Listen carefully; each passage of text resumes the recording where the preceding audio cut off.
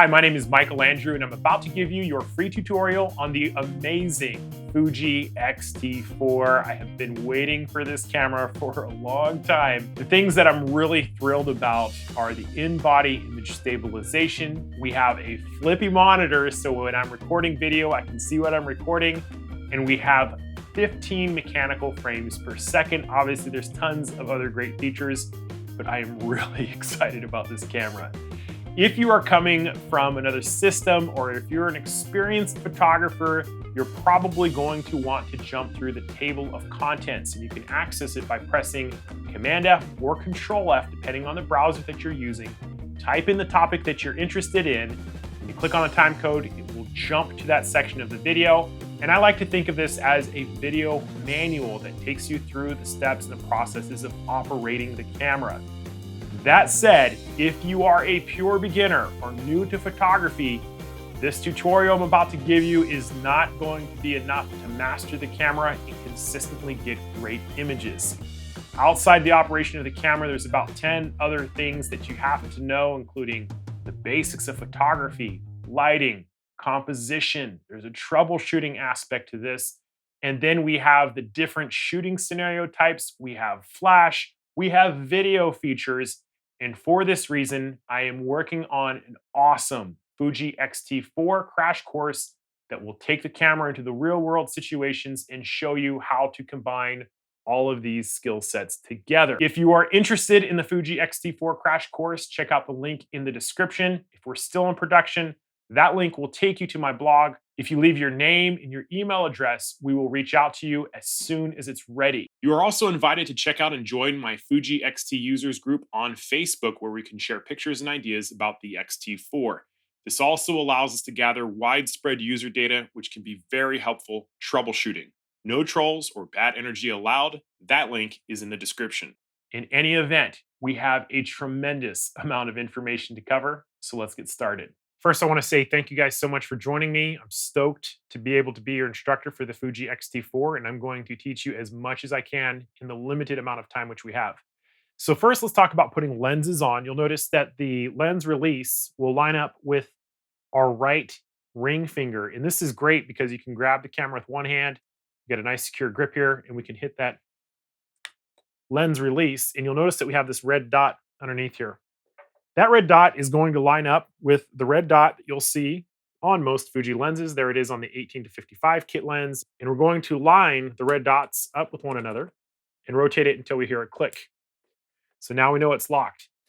A couple things I want to point out is that when you're changing lenses, try to do so with the mount pointed down. We don't want to have this exposed for very long. We live in a dust and a microbe world, and we can get sensor spots when we leave our sensor exposed, and you'll see it in every image. So if you're in a windy condition, recommend not doing it and not changing your lenses. And whenever you do change your lenses, do so with the camera body facing down. So the sensor mount is downwards because we have particles that are always falling.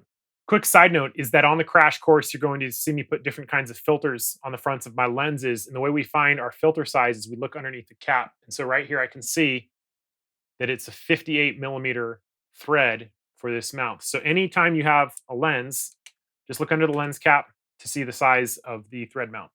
When we're talking about memory cards, I'm a big fan of the SanDisk Extreme Pros, and these cards look identically the same, right? Turn them over, and you can see that we have one card that has a single row of pins, and another card has a dual set of pins. This is a UHS 1 card, and this is a UHS 2 card. The UHS 2 cards are faster, and the X-T4 is designed for UHS 2 cards. The short answer on this is, if you are shooting video, 4K video, the minimum requirement that you're going to need is designated right here. It's kind of hard to see. It has a little U and a 3 inside of it. That's class U3 for a sustained write speed for 4K video, and it maxes out at about 200 megabits per second, which is the equivalent of about 25 megabytes per second.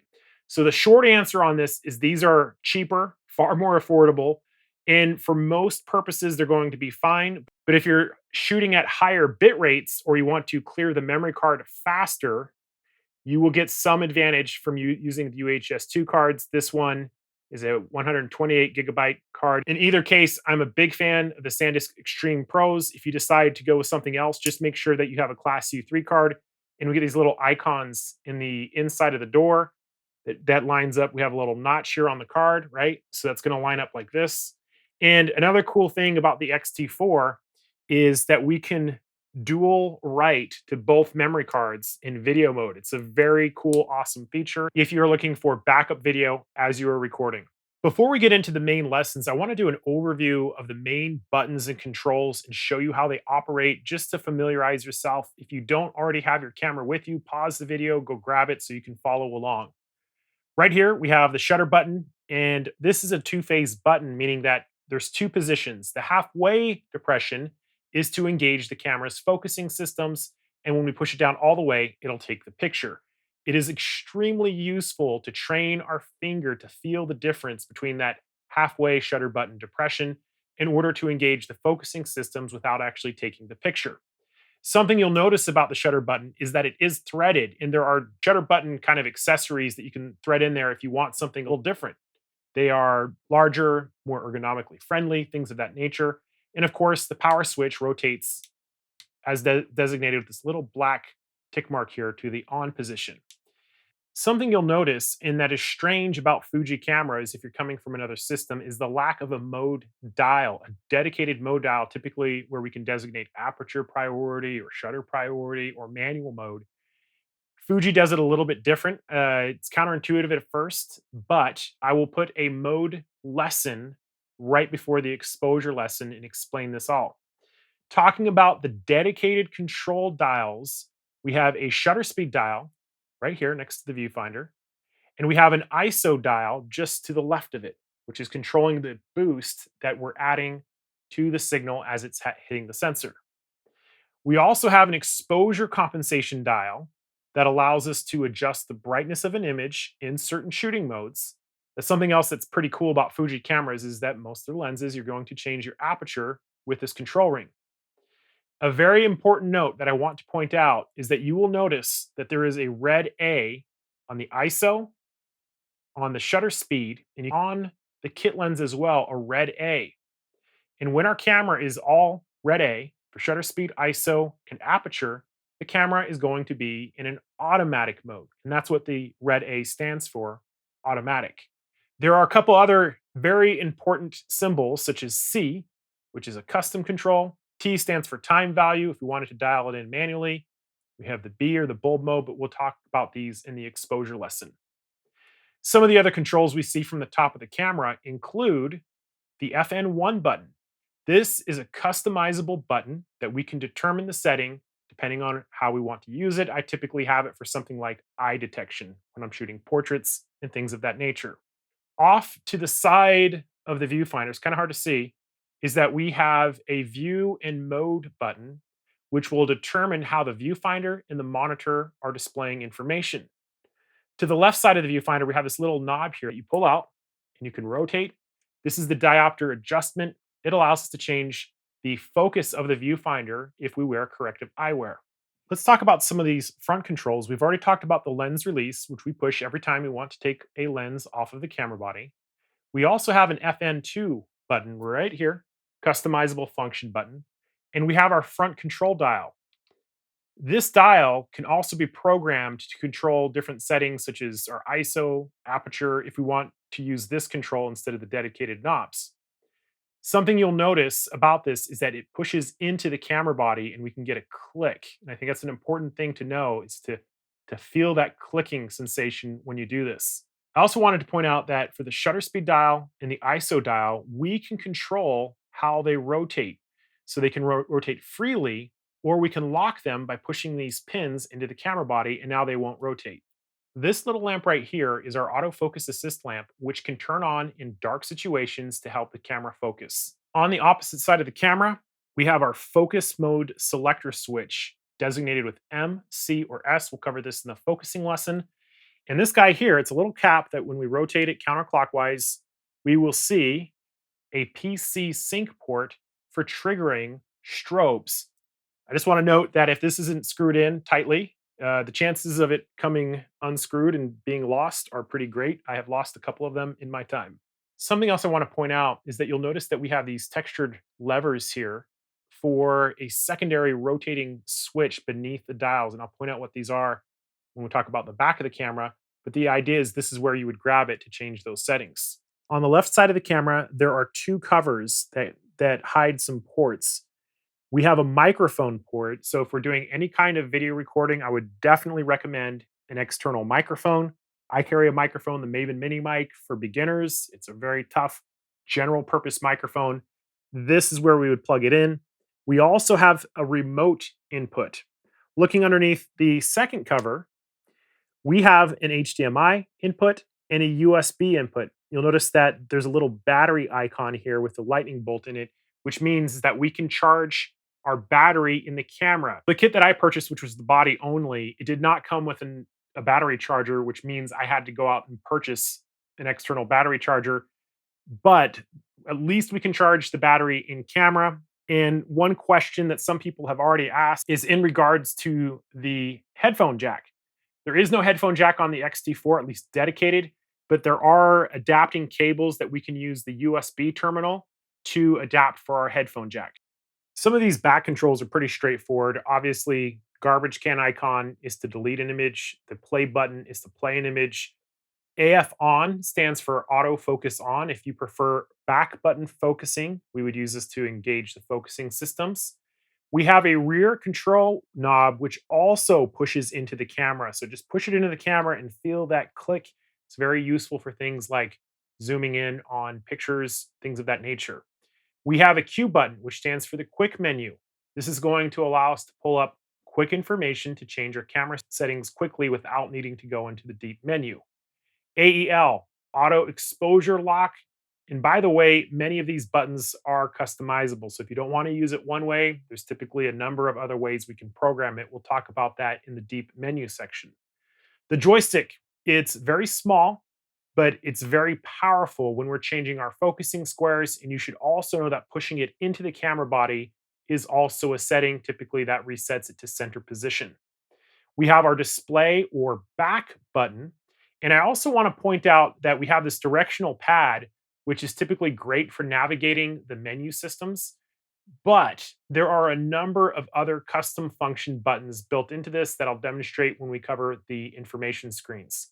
Of course, we've already talked about the memory cards on the right side of the camera. Underneath, we have our battery, and there is a grip connection port that has a rubber cover on it. I've lost a couple of those as well. So just keep an eye on it that it's on with your camera. So if you haven't already, you've probably turned on your camera, you've probably set it up. I'm going to set this up real quick. It's pretty straightforward, and we're going to start talking about the different information systems. Coming back to those two dials that we saw on the front of the camera, the one as we hold on the right side is going to control whether we are in a stills shooting mode or in a video shooting mode. When we go to video, we get a slight crop. You'll notice in some different sets of information appearing. We'll talk about all this in just a second. And on the other one, we have our drive modes. And this determines what the camera does after we push the shutter button down, whether it's a panorama mode or a bracketing, a high-speed burst, a single burst, or even HDR. We'll talk about those in just a second as well. The touch monitor, huge. Welcome upgrade from the X-T3. It is fully articulating, which means we can pull it around, face it forward. If you do any kind of vlogging and you need to see yourself as you're recording, this is an absolute dream. This is one of the biggest features I'm thrilled about on the X-T4. The screen is also touch sensitive, so you can see I can focus with it, and we'll be demonstrating some of the touch features a little bit later. One of the more common questions I get is, why is my LCD or my viewfinder dark? So the LCD mode button, which is on the right side of our viewfinder, determines whether or not the back monitor or the EVF is turned on. So let's talk about each of these. The eye sensor is just below what we look into in the EVF. So I'm going to take this pencil and trigger it. And this is what I have my camera to by default. It basically means that when my face and my eye is not looking through this viewfinder, the monitor is going to be activated. When I pick the camera up and start looking through the viewfinder, now the viewfinder, a little TV in there, is what's going to be activated. The next mode means just this back LCD monitor. This is something that I would use if I was working on a gimbal or if I was doing a lot of video shooting for the day and I didn't want the monitor accidentally getting triggered by something else. Pushing it again activates the EVF only. You can see the monitor turned on here. You can see it's a little bit bright. But that basically means this is turned off. This is going to be turned on. Pushing it again turns both of them off. Pushing it again has both of them on. Eye sensor plus LCD image display basically means that the eye sensor feature is working, but when we're playing back images, the LCD is also active. So the view mode button is determining which monitor is working and how it's working. And then we have this display back button, which is going to allow us to toggle different sets of information. And it's easy to get confused between those in the beginning. Just know that if you have a black screen and you know your camera's on, you probably bumped the view mode button. Let's talk about some of the different sets of information that we're seeing on the back monitor because I know it can be really confusing. Sometimes you don't want anything showing, so you just hit the display button. We have this black information screen, which is giving us tons of information. Let's take a look at this main screen here. And I'm in the manual mode. On almost every single camera, on the back monitor as well as the viewfinder, you're going to see three sets of information, typically on the bottom of that monitor. In the case of the X-T4, SS refers to shutter speed, which is the length or the amount of time the sensor is exposed to light. Anything with a little f refers to the aperture, which is the size of our lens opening, whether it's teeny tiny or very, very large. And this last number here, ISO, refers to the boost that the sensor is going to receive once we take our image. These are typically referred to as the exposure settings. It's really shutter speed and aperture that deal with light. And the ISO is an artificial part of it. And we'll talk about the advantages of high and low ISOs. On the far left, we have this funky bar. And we'll be talking about this in the exposure control lesson. This hand icon with the slash through it refers to our image stabilizer. We'll be covering this when we talk about image stabilization. So this one is referring to our number one memory card. The number is how many more shots we can take on that memory card. L refers to the size of the image. In this case, large is all of the resolution, 26 megapixels.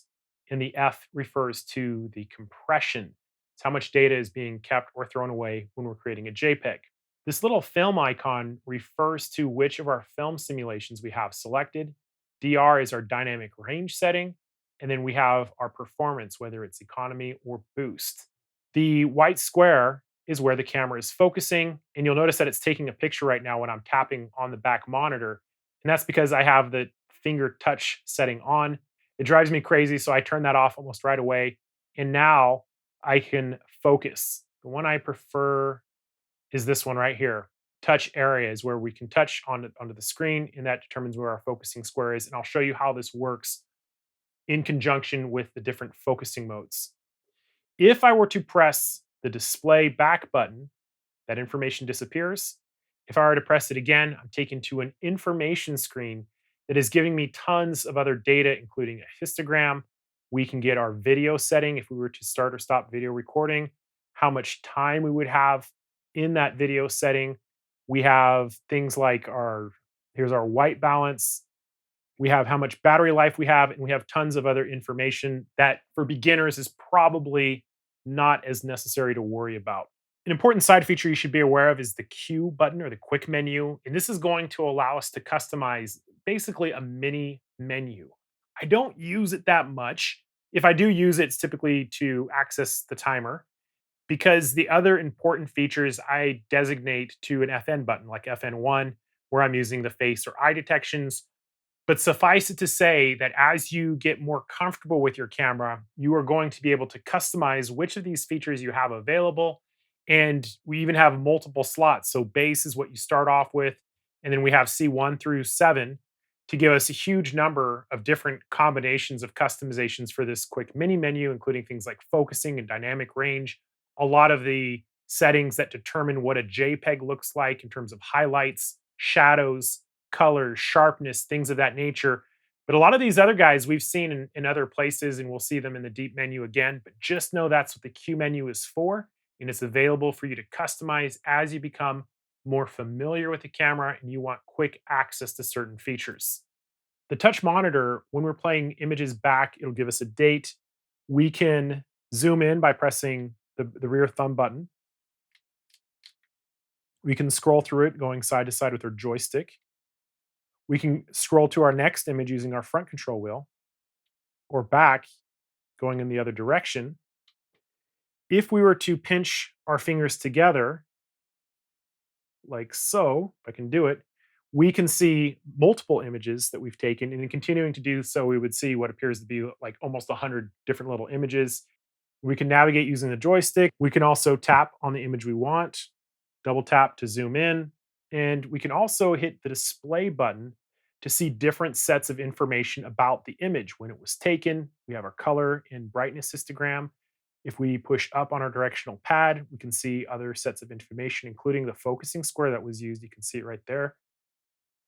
Gives us information about the lens, the focal length setting, if we're using a zoom lens, and things of that nature. So, tons of information available about every picture that we take when we are navigating with some of these tools.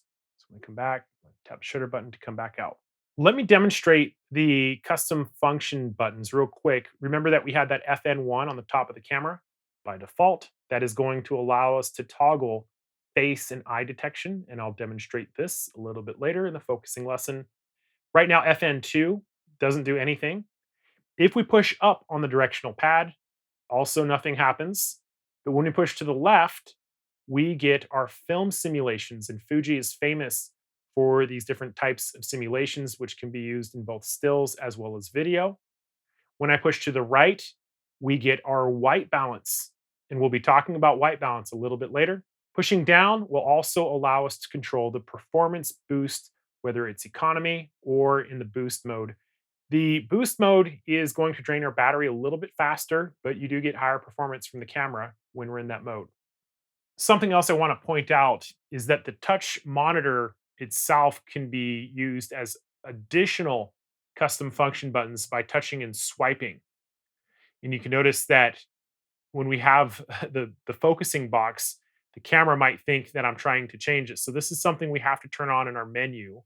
We're going to come into button and dial setup. It's going to be on page 3. It's going to allow us to activate this under our touchscreen settings. You'll notice we have the ability to turn on or off many different touchscreen settings. But if we want touch function, here it is. If we want to turn off our touchscreen altogether, we can do that as well. Something else I should point out is the EVF touchscreen settings. If this is something you want to go into, it essentially allows us to use different parts of the back monitor to control where our focusing square is as we're looking through the viewfinder. So if you're looking through the viewfinder and you're not satisfied with the joystick, we can turn on different parts of this to basically change our focusing points using the blue parts of these monitor displays here. Let's take a look at the touch function feature though, real quick. Come into button setting, function. If we come in here, we can see the TFN. So in this case, up is a histogram. Left is the sports shooting mode, which is a little bit of a crop. To the right is large icons. We also have our histogram. So I'll demonstrate these for you real quick before I go and turn them off. So if I touch and drag up the histograms, here's our sports finder mode. Now it's off. There's our level. And here are the larger icons on the bottom. It's one of these preference things that if you're trying to move your focusing square, sometimes you'll activate it. And so if you feel like you're tripping over it, it may be something you want to turn off. I'm going to turn mine off just because I don't have a need for those extra touch function features. We're going to start talking about the different shooting modes, which is essentially saying how much help do we want from the camera. There are automatic modes and there's partial automatic modes. And I want to clarify this, especially if you're coming from a different system and you are used to seeing a mode dial. The red letters A stand for automatic depending on where you see them. So if we see an automatic setting on our ISO dial, that means the camera is going to handle the ISO setting. If we set the camera to A on shutter speed, we're giving the camera permission to handle the shutter speed. And it's a little hard to see, but on the side of the camera here, we have an A switch. So if I turn that switch pointing to the red A for the aperture control, we're essentially telling the camera to control the aperture, the shutter speed. This is program mode. If we determine that we want to control, let's say the aperture, we would adjust the switch to the aperture blade icon, and then we could dial in the aperture setting that we wanted. In this case, we are in aperture priority mode because we are determining the aperture and the camera is determining the shutter speed. When I'm in aperture priority mode, I also prefer, in most cases, to shoot with a set or fixed ISO, so I typically turn that to the setting that I want. If I wanted to determine the shutter speed, I would select the specific shutter speed that I wanted, and I would come back to the camera and select that red A again. So in shutter priority mode, we determine the shutter speed, and the camera determines the aperture. Now, there are going to be many cases where we want to shoot in manual mode or M. This is where we determine the shutter speed and the aperture. So in that case, I would just flip the switch back to the aperture blades. And we will get a designated mode position on the back monitor that I'll show you in just a second that proves everything I'm telling you is the way it really is. But that's the cool feature about Fuji cameras is we determine the modes based on which automatic setting we have for what control. And just to demonstrate the modes themselves as indicated right here as I'm changing these controls. So when my shutter speed is on red A and my lens switch is pointing to red A, we are in the program mode. When I specifically dial in my shutter speed, but I leave the aperture to the red A, now we are in shutter priority mode.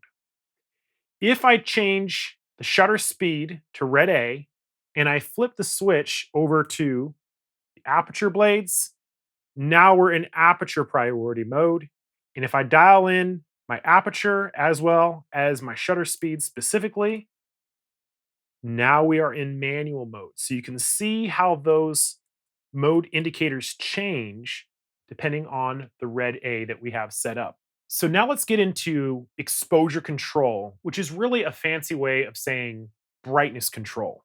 So before we get into the exposure lesson, I want to make sure that we have our exposure preview turned on. So we're going to go to our screen setup, and it's going to be right here on the second page on the top. It says preview exposure in white balance in manual mode. So we want to make sure that our preview for exposure in white balance is on. Definitely make sure that's on. Otherwise, we're not going to be able to see these changes. Now, there's a short answer to this, and there's a much longer answer that I'm going to give you a little bit of to help you understand the difference. Short answers are basically push this button and it does this. The philosophy of use answers gives you a foundation of the science of what is actually happening. In my experience as a teacher, this is going to be far more powerful than the short answers, but we'll give you both and you can decide which one you're more interested in. If you like the longer answers, you're going to want to check out the crash course because it's all about the philosophy of use in different circumstances. For beginners, even if you're just getting started, I always recommend aperture priority mode to start. And the reason is I pretty much only shoot on aperture priority mode in manual mode. I never shoot on shutter priority mode. I occasionally shoot in program mode if I am shooting event photography with a flash. It's the only time I use it.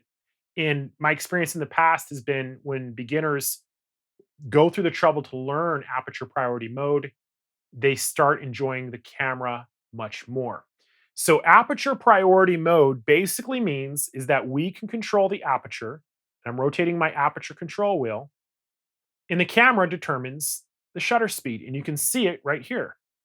The blue indicator is basically saying this is what I'm changing on the camera, and the camera is changing the shutter speed at the same time. Something else I should note is that you're in the beginning, I would recommend turning your ISO to a fixed number. We can say 320 or 400 just for this example of teaching. And we'll talk about auto ISO at the end of this lesson. But the heart of the matter is we change our aperture, camera changes the shutter speed. For those of you that do not know, so it's counterintuitive. Large F numbers, small opening. Small f numbers, larger opening. Now, the question you should be asking is how can we make our images brighter in aperture priority mode? Actually, I've bumped it up a little bit. So what I want you to do is to take a picture with your camera of like white blinds or a wall or something of that nature. We're just taking a picture. And the short answer is to make your images brighter is to rotate your exposure compensation dial. It's this dial on the top right hand of your camera to be +1 and take a picture. And then what I want you to do is to compare the +1 image with the image that was at 0. This is the short answer. If you want to make your images brighter or darker, you can use the exposure compensation bar. If we wanted to go in the opposite direction, so now we're at 0 again, and I go to -1, take another picture, those are 3 different brightnesses. If this is the only thing that you come away from in this lesson the first time you watch it, you're on a great start to learning how to master your camera.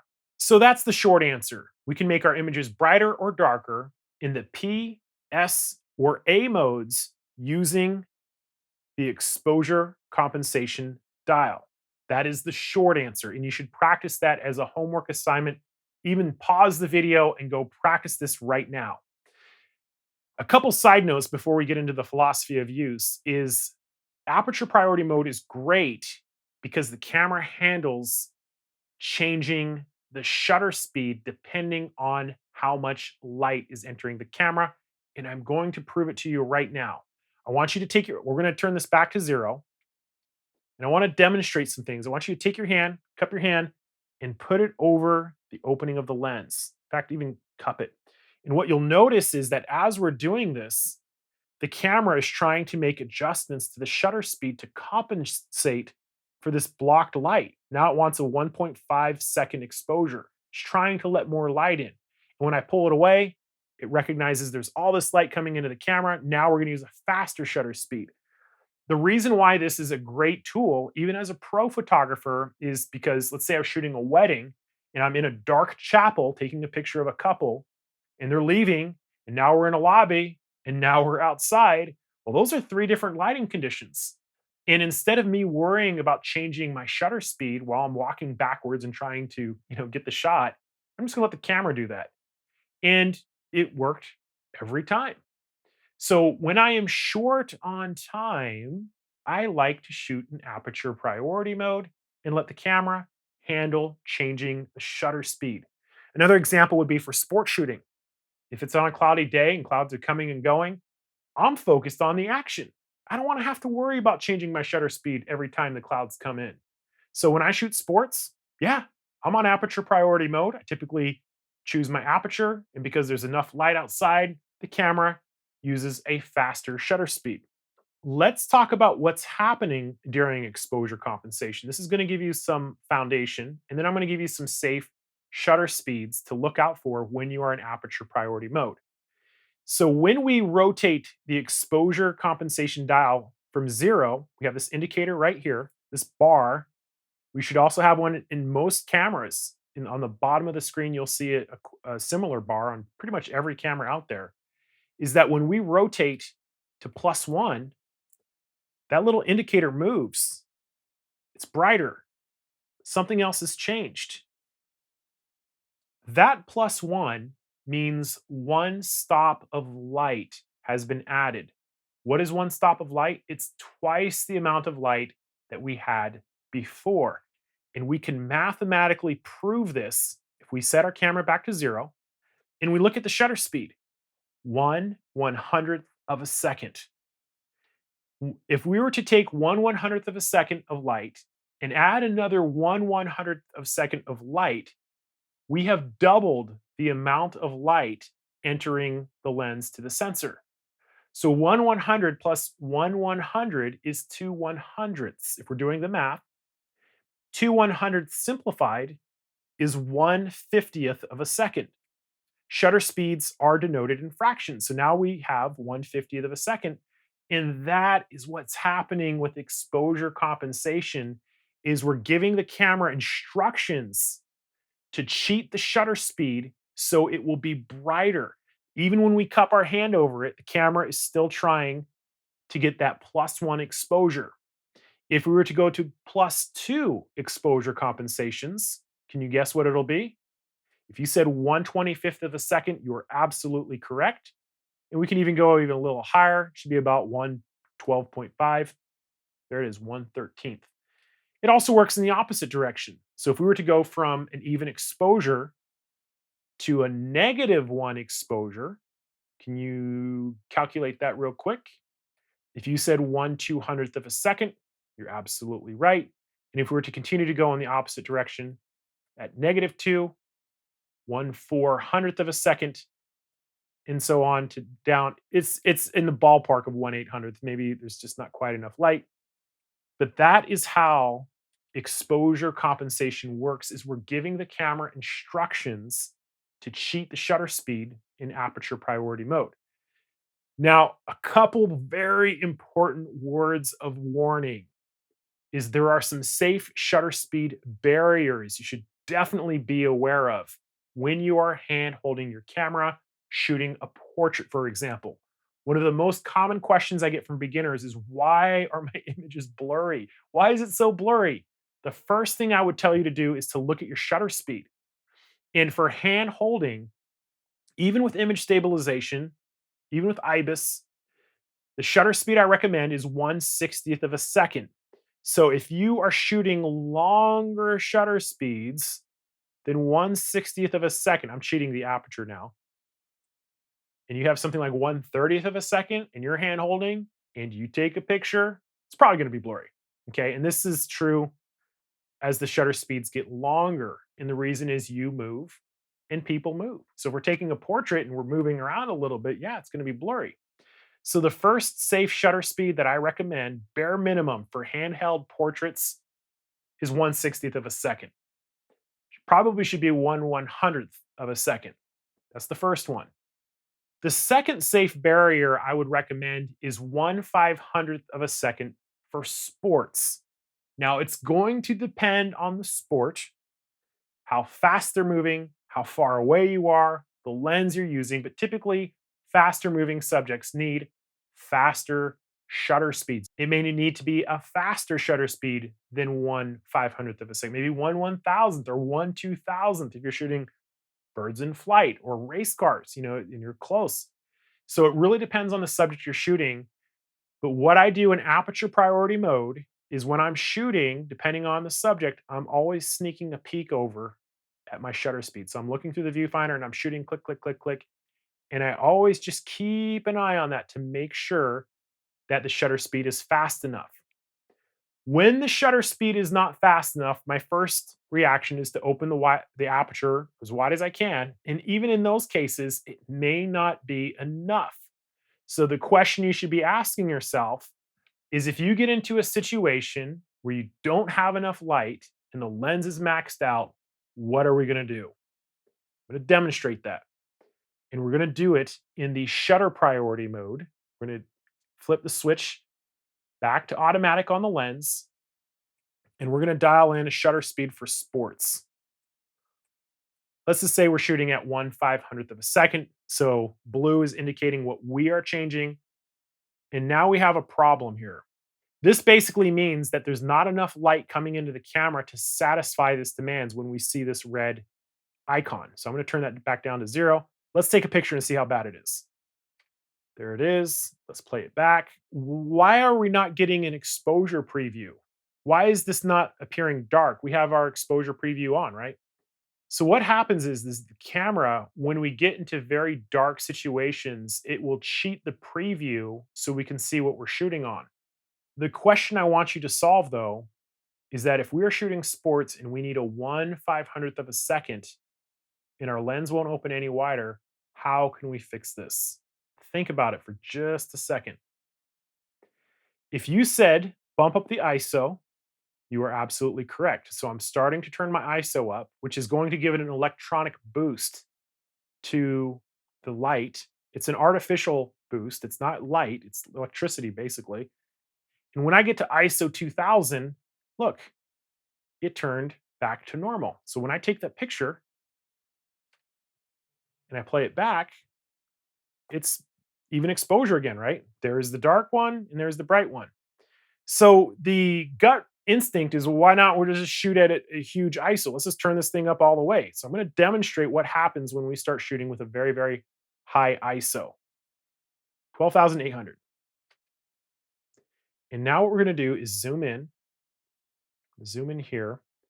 It actually looks not so bad, but you can kind of see it in the edge is that this is grainy.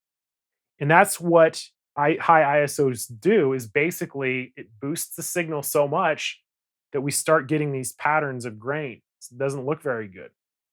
So let me demonstrate what this looks like at a lower ISO. We'll go with ISO, I don't know, 400. So what I'm going to do is turn the dial to T. T is going to allow me to be very specific with my shutter speed. So here we have shutter speed 1/100th of a second. And let's take a look at that edge again in the blinds. Zoom in there. Can you see how clean that edge is? We've got this nice, sharp, clean line. And that's the difference between high ISO, which boosts the signal at the cost of grain. Low ISOs means we need more light, but it's not going to be as grainy. So in summary, shutter priority mode, we dial in the shutter speed and the camera chooses the aperture. If we go with longer shutter speeds, you can see it's changing the aperture. And we can control this, some of what's going on with the ISO. It's going to come with experience and practice. Let's go to program mode. So both of these indicators are going to be A. I'm going to come back to A here. P. Program mode essentially means the camera is going to choose the combinations of shutter speed and aperture to get our even exposure. Exposure compensation works in the P mode, so you can use it no problem. And you'll notice we'll have this back control wheel, this little half circle, basically saying we can change those combinations, but the camera is giving us these different combinations depending on what we may or may not want, and then we take the picture. The reason why I use this in flash mode is because when you're shooting an event and you put a flash on the camera, weird things can happen in manual mode, in aperture priority mode. So if you're shooting a lot and changing lighting conditions, the camera's going to work with you. So I only use P mode for shooting events with a flash.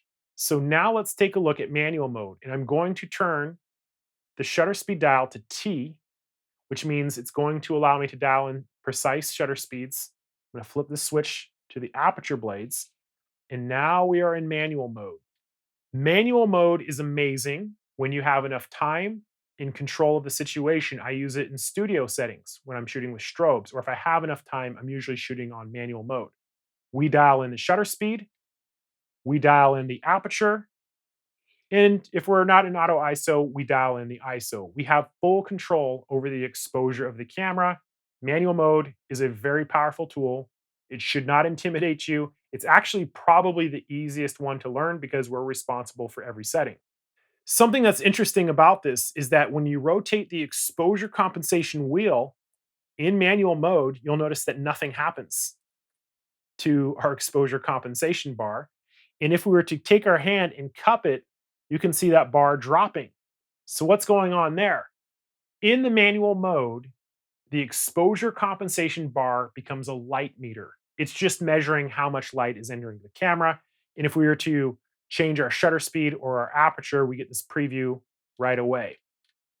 And that is manual mode. One letter we have not covered yet is B, which stands for bulb mode. So in bulb mode, when we push and hold the shutter button down, the exposure stays continuous. So we can go as long as we feel like having that shutter button triggered, and there's some accessories we can get to help us with this. And when I release it, I've just taken an 11-second exposure. So this is for very long exposures. I don't recommend holding it down the whole time because we tend to shake the camera and things of that nature. But just know that bulb mode, push shutter button down all the way down and hold it to begin the exposure and release it to end the exposure. Real quick, I want to talk about the letters C that we see on our ISO control wheel, in our exposure compensation control wheel. There's actually one more in the menu system that I'll point out when we go through the menus.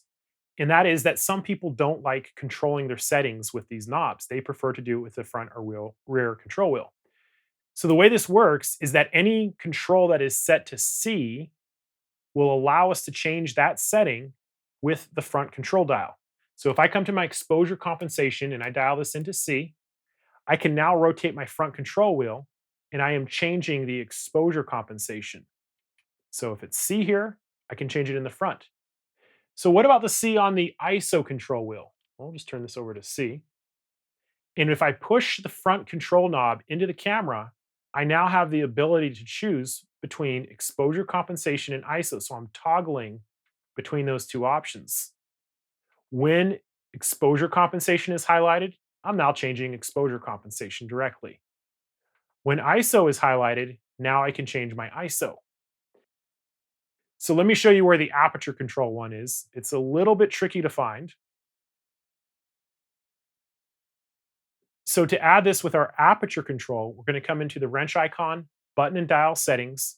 We're going to come down to aperture ring settings. If we change this to command, once this is set up to command, it's telling us in the menu that the lens has to be set to A. So we're going to come back to the lens, flip that switch over so it's pointing at the red A. Now you can see I can control all three with my front control wheel by pushing it into the camera. So the highlight on F is aperture. So now I'm changing my aperture. Pushing it into the camera, I can change my exposure compensation. Pushing it into the camera, now I can change my ISO. If you only have one C command selected, so if I turn this guy back to 0 and I dial in my ISO directly, now I'm just changing one of them and that submenu will not appear. So that is how you can change your camera settings with your front control wheel. If you're not, a big fan of the dials, it gives you the option.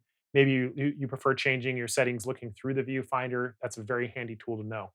And I'm going to come back in and change this to auto. Otherwise, it might confuse some of you if you're expecting auto and that's not changed. One question I do get is in regards to auto ISO and if there's a time and place for it. There is. I would do it in indoor sporting conditions where we know we want, let's say, shutter speed of 1/500th of a second. And we have a fixed aperture and lights are changing and flashing, like an MMA fight. That would be a good time to go with auto ISO. And we can set the limits of the ISO in the menu, like what is the slowest shutter speed we want, for example, and we have some limits and controls, or what's the highest ISO. And that will give the camera some parameters to work within. But yeah, indoor lighting, sport shooting, probably go auto ISO on manual mode. It's probably the only time I would do it. One of the amazing things about the X-T4 is it's shooting 15 frames per second mechanical. And we also have the ability to go electronic. So I want to demonstrate something real quick because we're talking about shooting with these different modes. So when we come into the menu and we go to shutter type and I choose an electronic shutter, we can use a much faster shutter speed, 1/32,000th of a second.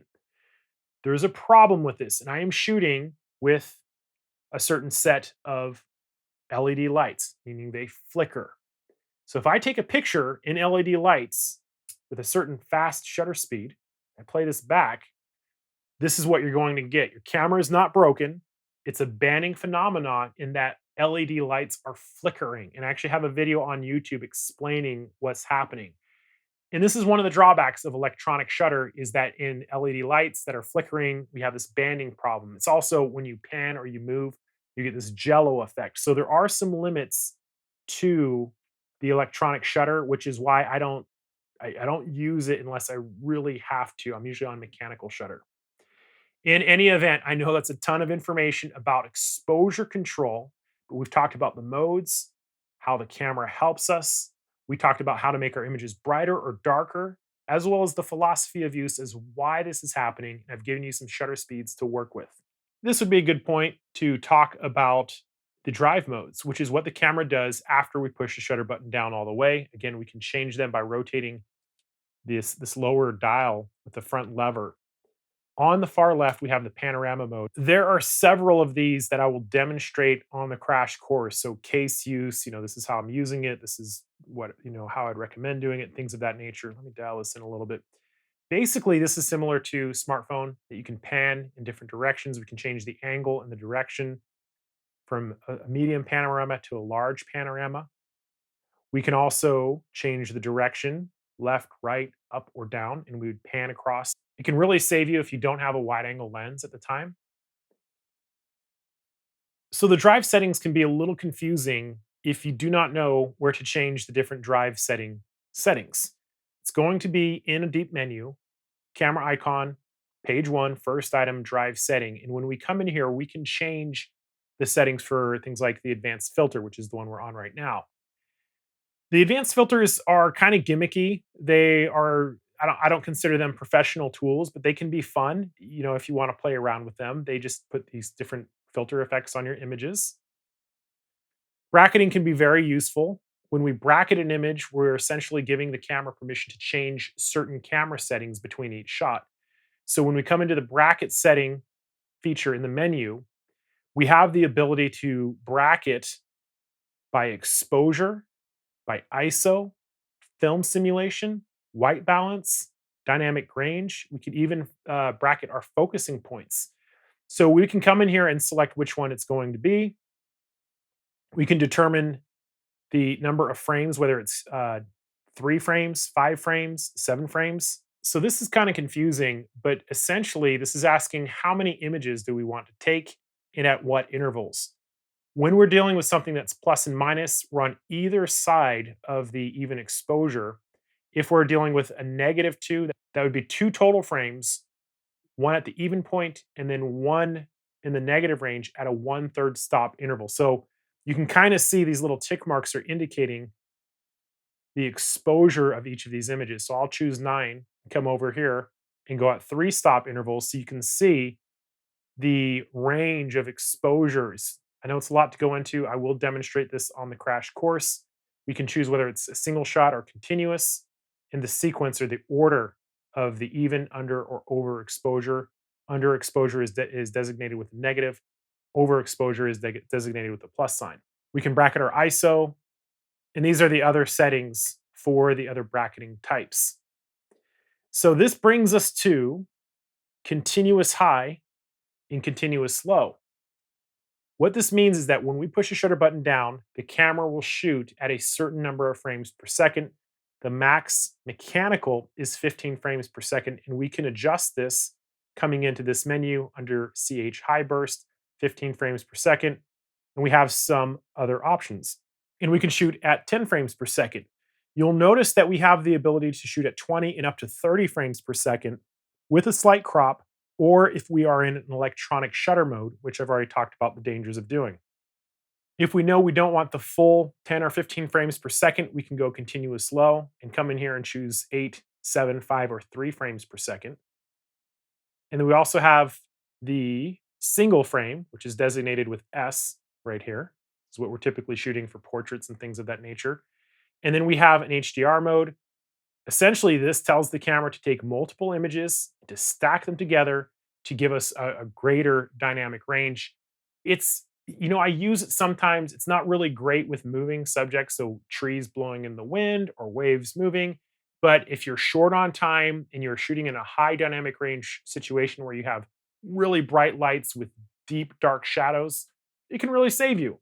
And this percentage is asking you the degree of the effect, or do you want it to determine on its own? Something to play with. I think it is worth testing out. And those cover the drive modes, which is what the camera does after we push the shutter button down all the way. Probably the second most important lesson on this video is for me to teach you how the camera can focus. There are a ton of different focusing tools in the camera. I'm going to try to give you an overview of the basic ones, and then we're going to get into the more complex ones. Again, on the crash course, I will demonstrate how we use these in different situations. The easiest way for me to break this down is to tell you to think of this in terms of the how, the when, and the where. Focusing deals with how do you focus, when do you focus, and where do you focus. If you can remember it in those 3 terms, it's going to be easy. So I've put up a little focusing target. And the first question we have is, how does the camera focus? By default, most cameras will focus with a halfway shutter button depression. I'm pushing the shutter button halfway down. Focus lock is indicated with that green box. And we also have this little green circle down here on the bottom. Pushing down all the way, takes the picture. Pretty straightforward.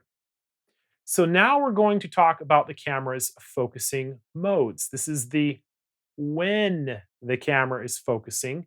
And right now my focusing mode is turned to autofocus single. What this means is that once I get focus lock, as long as I hold the shutter button halfway down, I can actually move the camera and the focusing plane will not change.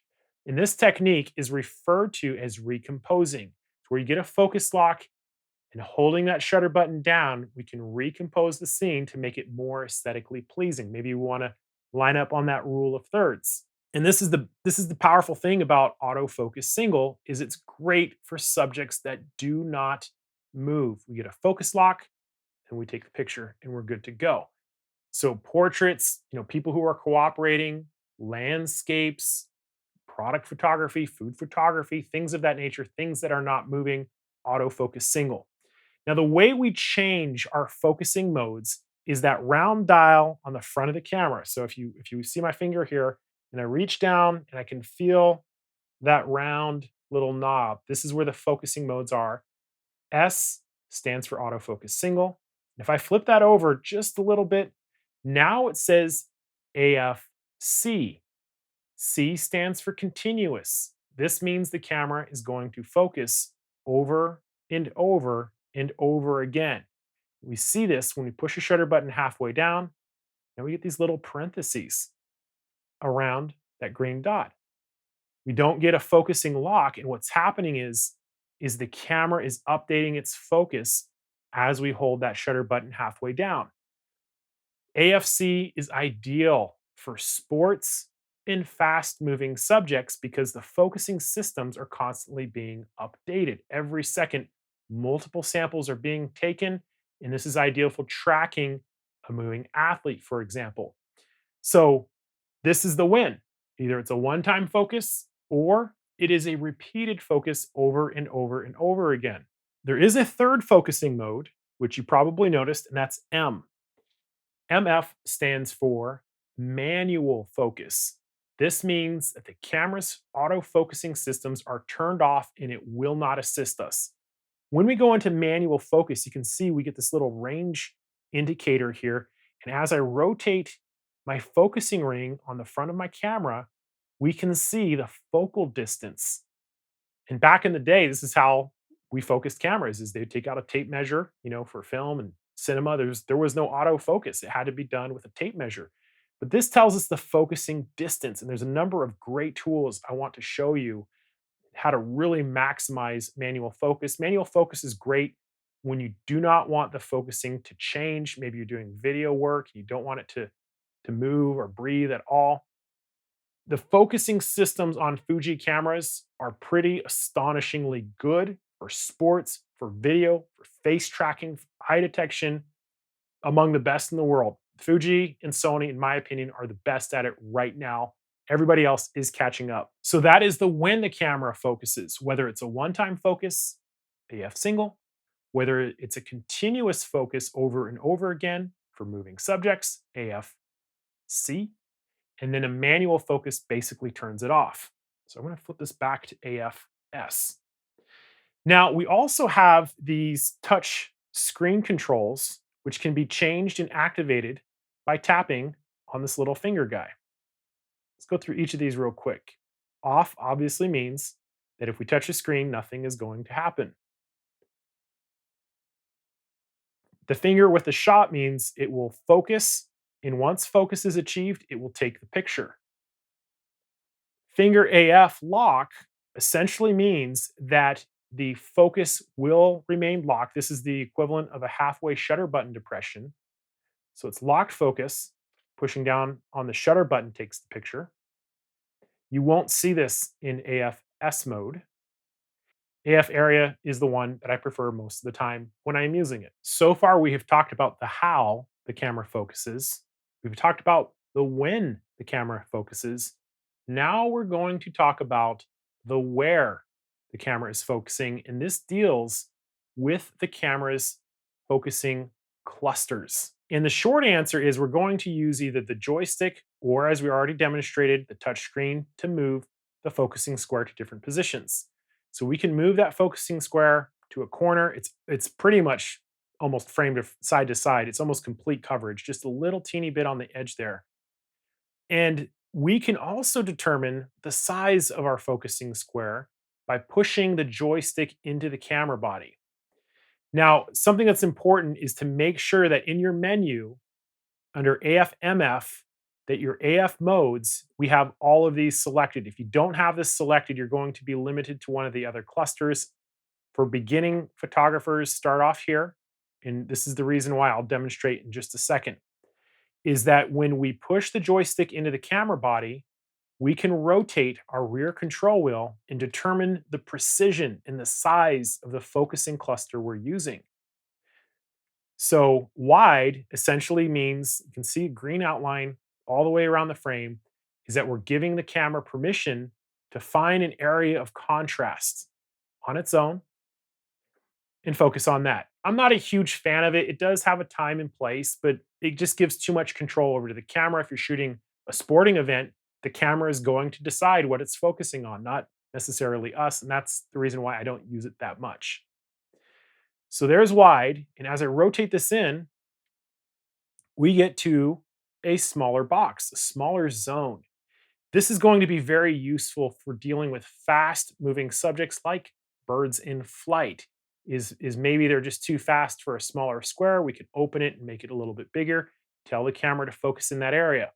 Now, as we control this and make it smaller, we get more precision until we come to single point mode. This is the one that I'm typically using most of the time for shooting sports or people. It's just a general purpose square. But you will notice that as I continue to rotate this down smaller and smaller, we eventually get to what is basically a pinpoint. So we can get very precise. Macro photographers, people who are focused on details, they want complete control over the precision of their focusing, and they can determine where that point is. So that is the where the camera is focusing, is control of the clusters in terms of their size and position. Something you should be aware of is that if you push the joystick into the camera body, it will reset the point to center. So if this happens and you just want to get back to center, develop that habit of pushing it into the camera body and it will jump right back. Let's talk about using Fuji's phenomenal face and eye detection. When I did a video on an earlier Fuji camera, there was a firmware update that actually changed the location of one of these settings. So I want to point out where to find this if that happens. Under autofocus and manual focus on page 2, we have this face and eye detection setting. It's turned off, and we can come in here and turn this on, and we can see these options available here. I'll have it to, let's say, right eye priority.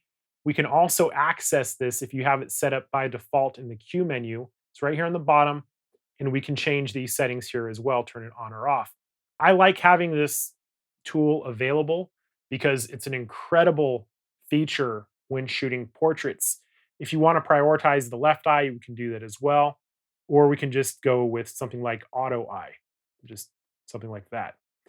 Now, what you will notice is that the camera is very good at analyzing a face and focusing on one of the eyes. And the reason why this is so important with portraits is we want to connect with our subject as if we are looking into their eyes. And if they're out of focus, then it kind of throws us off. The beauty of this is we can shoot with very wide apertures, even, 2.0, 1.8, and we do not have the need to recompose. If the face is appearing anywhere on the screen, you can see it's doing a great job tracking it. And so we can just frame it up the way we want and take the picture. There's no need to recompose the image. And that is one of the limits of DSLR cameras, is this constant need for recomposing. And when you rotate the camera at a very wide aperture, sometimes it pulls it out of focus. So phenomenal tool in recent years, especially for wedding and portrait photographers. I have it set up on my FN1 button so I can turn it off. And when I'm ready for it, here it comes, face and eye detection on, face and eye detection off. If it doesn't recognize the face, if we zoom out far enough, no, still pretty precise, it'll revert to face detection. So if you are a portrait photographer, this is an extremely powerful tool to have in your toolbox, which is face detection. There are a number of excellent manual focusing tools I want to demonstrate The easiest of which is if we go over to manual focus, I'm changing the focusing mode with my mode dial in the front of the camera. I am now in manual focus, and I can push the rear control wheel into the camera and it automatically jumps in. So you can see where the focusing square is. And this is referred to as manual zoom focus. So I'm in manual focus. I can see what I'm focusing on and just focus until it's tack sharp. And then once you get it, you tap the shutter button and you know it is in focus. It's a very powerful tool and technique if you do macro photography or video focusing. I'll use this a couple times in the demonstrations on the crash course. Now, there are a number of other tools I need to point out. Just wouldn't be complete without this. Is if we come in to this right here, MF Assist, standard is what we've just covered. We also have this guy down here, peaking highlight. I'm gonna change this to red. Peaking highlight essentially puts a color outline around the areas of high contrast. You can kind of see it here on the blinds and on my eyes. Very useful tool. It's not always perfect, but it is there if you need it.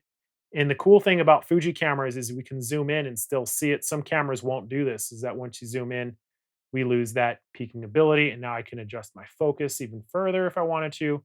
And so that is referred to as peaking highlights. Let's come in here. We're going to change this to digital split image color. Let's try this one. It wants us to be in video mode. So when I flip this over, we come into the deep menu. Now we have our video focusing tools. They're in there as well. Very similar to how they worked on stills focusing. When we cover the sports lesson on the crash course, I'll be giving a demonstration of how to use back button focusing. It's something that sport shooters do a lot, is they have complete control of when autofocus is engaged. Typically with the front shutter button, sometimes we want to recompose and sometimes we kind of trip on it and we don't quite get the results we want. I know a lot of professional photographers who love back button focusing. The way this is done is in the menu. The customization of the buttons is we remove the focus from the front shutter button and remove it to autofocus on only. You can see it engaging. In order to remove autofocus from our shutter button, we're going to come into the wrench icon, button and dial settings, shutter AF. Come in here, and it gives us the option to control whether we get autofocus with AFS or AF continuous. And we can just turn it off. So if we're doing sport shooting, we can have it off. And if we're doing portraits and we want to leave it on, we can. And that disengages focus in AFC. So we know this is working because we get the green dot when we're using AF on, but when we do a halfway shutter button depression, we don't get that green dot. So in this case, the green box around my eye is designating that we have auto exposure, but the focus is designated right here with the green dot. And that's how we use back button focusing. Now, if you set this up and you don't change it back, you'll be shooting and you're going to think your camera's broken if you're not used to it. So I'm going to turn that back to on. At this point, I want to demonstrate some things in the video mode. So when we flip over to the video mode, you'll notice that we get some cropping on the top and bottom. We get H.264. We get some information about what's going out through the HDMI. Very important to keep an eye on your audio levels when you're shooting video. If you clip out to this red, that's very bad. And there's a way to change the gain. If we come into the microphone setting. So let me demonstrate this with the internal microphone. We're going to go on manual, and you can see we get the levels here. See how it's clipping out? That's bad. So we're going to turn this down until the sound doesn't clip out as much. And so this is what we're looking for.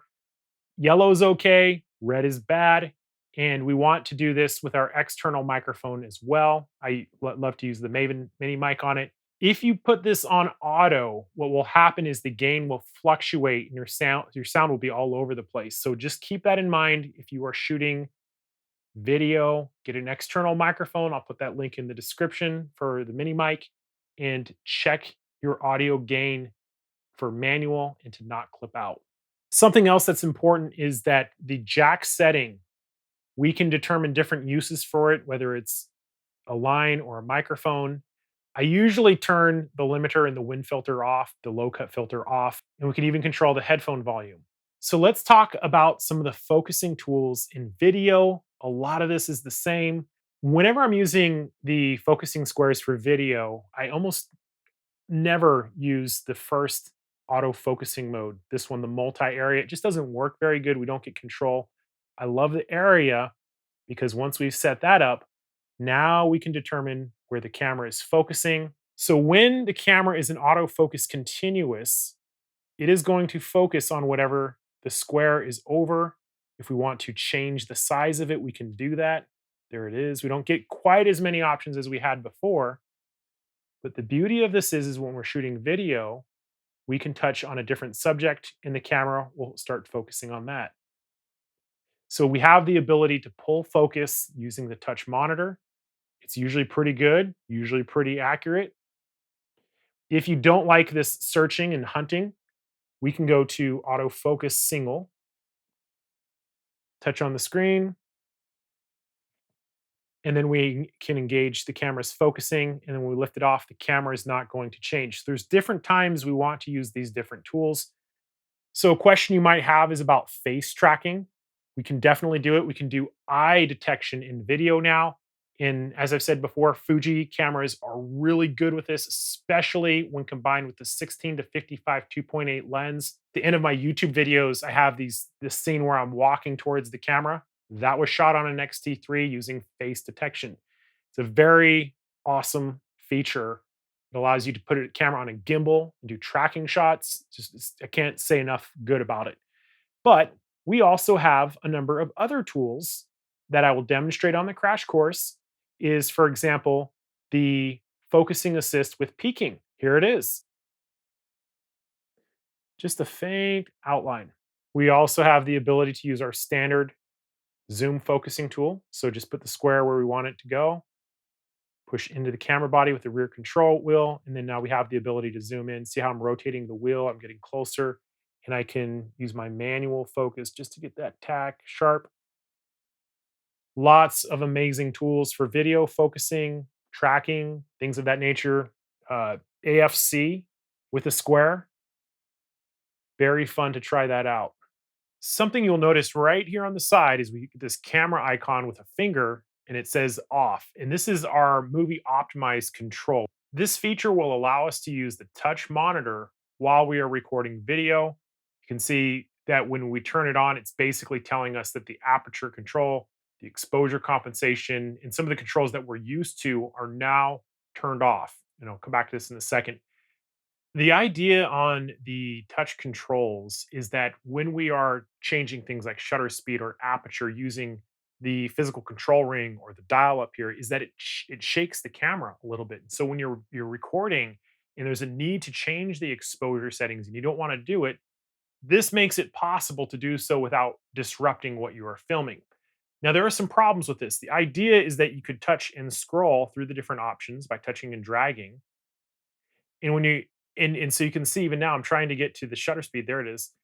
And so by default, it might be set to auto. You would need to come in here and touch and drag to get the shutter speed that you want.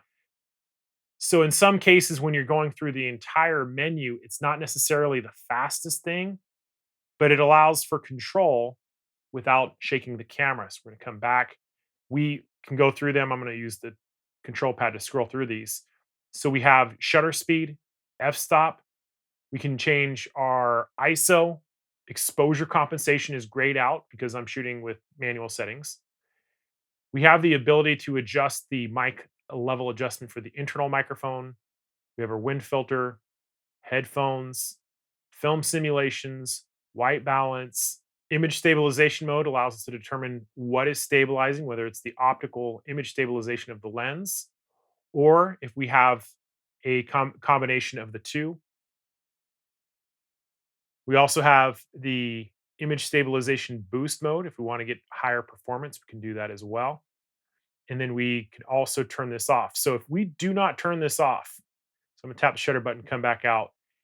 If you don't turn it off and you try to change your aperture ring, nothing's gonna change. Nothing's gonna happen when you're changing some of these other controls. So when you're done using this, make sure you come in and turn it to off and then you can go back to the regular controls of the camera. Let's come back into stills mode and let's talk about white balance. Again, there's a short answer and a long answer to this. The short answer is that when you first are shooting, make sure your camera is on auto white balance. That's going to work most of the time.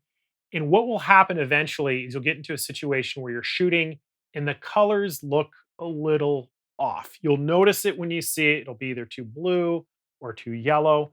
And when that happens, what we want to do is to match up the icon given to us in the white balance setting to the type of light that we are shooting in. There's a lot of other types of auto white balances. There's a white priority, there's more of an ambient priority, it's a little bit warmer. And then we have these custom white balances I'll talk about in a second, Kelvin. But when we get a little bit lower, we see the daylight, a sun icon. So when we're shooting in bright sunlight, we would want our white balance to be set to the sun icon. We have shade, which is under cloud cover. We have different types of fluorescent lights, for example, and we have incandescent or tungsten lights. You notice this is blue. And then we even have an underwater white balance, which is really cool. So that's the short answer is if you're shooting in a certain lighting condition and the images look bad, color wise, we want to match up our icon for the light that we're shooting in. Now, these guys here, we have this custom white balance in this little triangle to the right. This is going to allow us to sample the light that we're shooting in. So I have some white blinds, and we're basically saying this is white in this type of light. We hit OK. And at that point, we have just done a custom white balance. This will also work with a bride's dress, a wall, anything that is neutral in color, talking about gray or white. This is going to work. You can't do it with things that are colored. I prefer white, and we have 3 different slots for custom white balance. We also have the ability to dial in the Kelvin temperature, which refers to the temperature of light that we're shooting in. For example, daylight is 5600 K. So if I was shooting on a bright sunny day and I dialed this into 5600 Kelvin, this should be perfectly white. Incandescent lights, 32 to 3400. You can see we get this bluish kind of tone. But suffice it to say that our eyes are very good at adapting to light, camera sensors not so much, and there is this color shift that happens depending on the light source that we are using. But in any event, that is the short answer on white balance, is that we are going to want to set it according to the light we're shooting in. And if you're not sure, put it on auto white balance for now, and you will be good to go. Now, you probably noticed that when I come into white balance, if I push to the right again, we have the ability to shift the hue of the white balance. So this white balance shift feature is something I don't use a whole lot of. On certain cameras, I will use it in weird lighting conditions, but it allows us to shift the color temperature in different directions, maybe more blue, maybe more, red, depending on the kind of light we're shooting in. If you're a pure beginner, I would say don't mess with this. Just leave it in that center position where it's R0, B0. We're gonna hit OK. I was really hoping I could keep this video under 2 hours, but we're running out of time and I want to take you through some of the settings in the deep menu that help you get set up. One more item I want to cover before we do that is the metering modes, also referred to as photometry. So you will find the photometry setting. And by the way, if your face detection is on, you will have this yellowed out. You won't be able to make this setting, but it's right here. And the easiest way for me to explain this is in the spot metering mode. And what I'm going to do is turn on a headlamp and basically shine it directly at the camera. And you remember when I was covering my hand over the lens? This is the opposite, is where we're adding light. So I want you to see what happens as light goes over the square. You can see this radical change in exposure settings.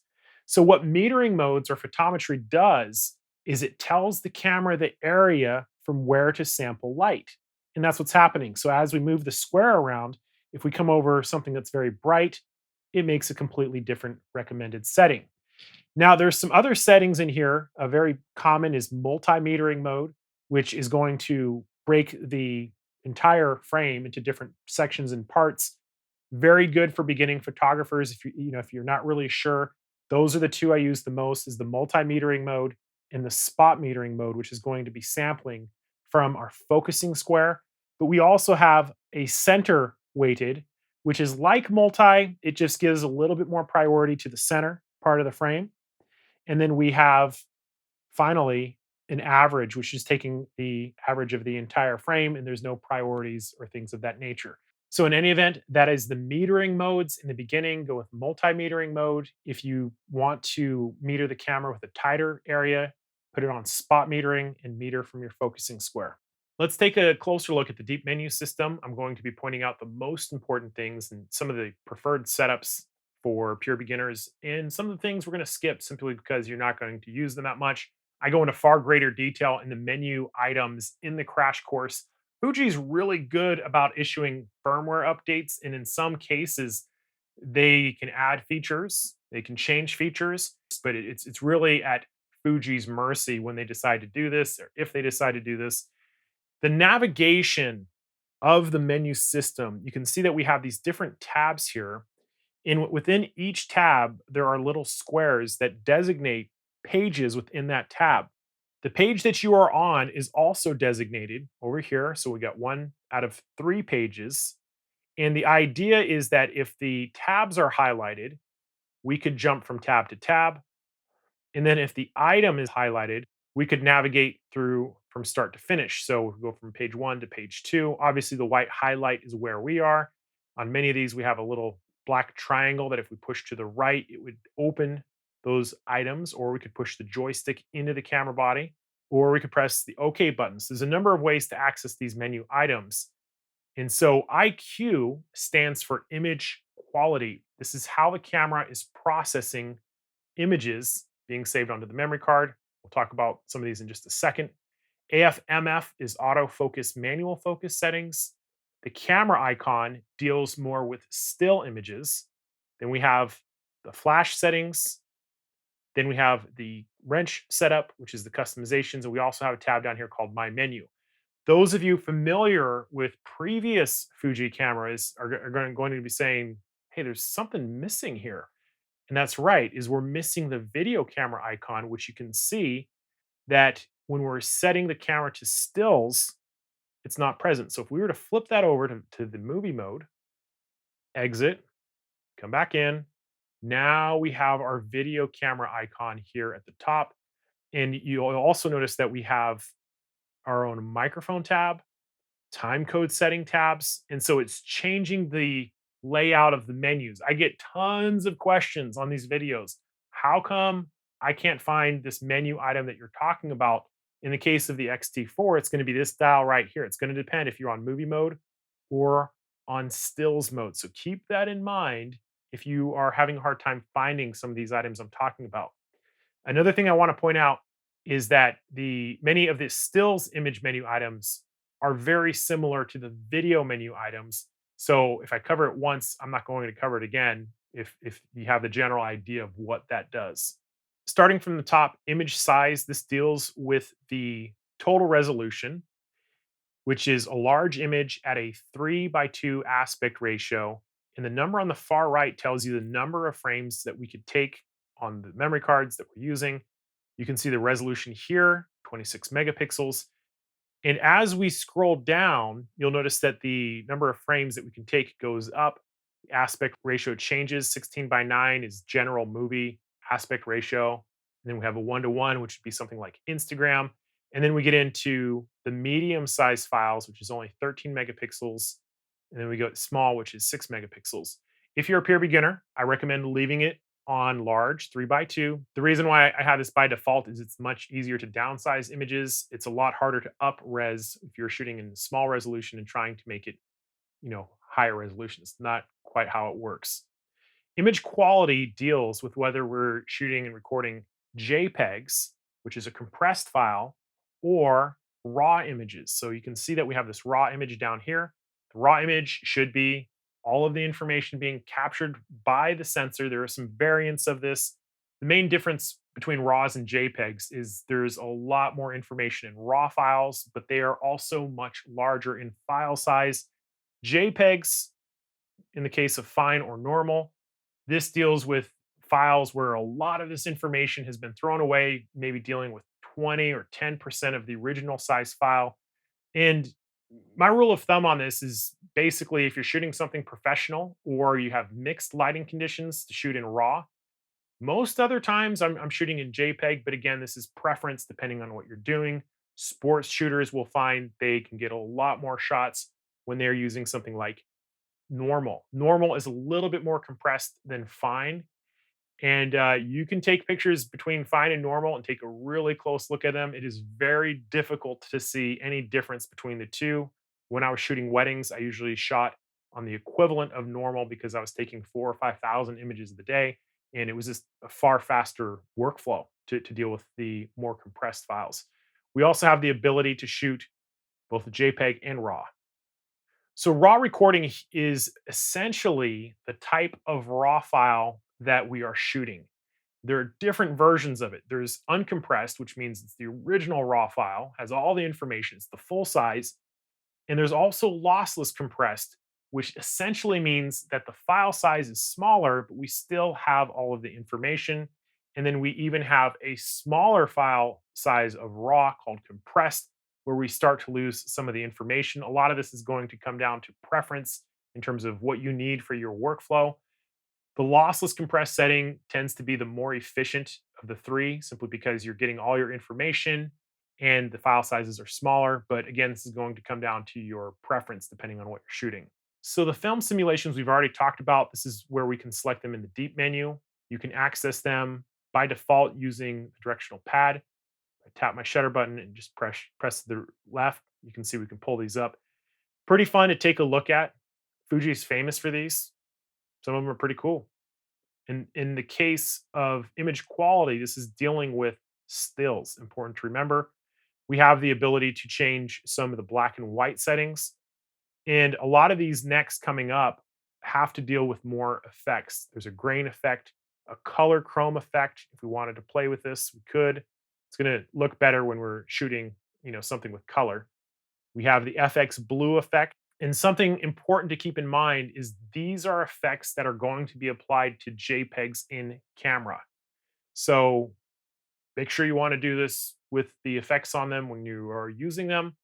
We have our white balance, which we've already discussed. This is just a different place that we can select it. The dynamic range setting is going to tell the camera how much difference between very darks and very brights. If you're a pure beginner, just leave this on DR 100. When you become more advanced, you're going to want to tweak a lot of these different things. We have a dynamic range priority setting, which I have turned off for now. The tone curve is basically the same kind of curve that we've seen in Photoshop. It allows us to adjust the brightness of our highlights, midtones, and shadows using the different variations in S curves if we wanted to. It's not something that I'd recommend for pure beginners, again.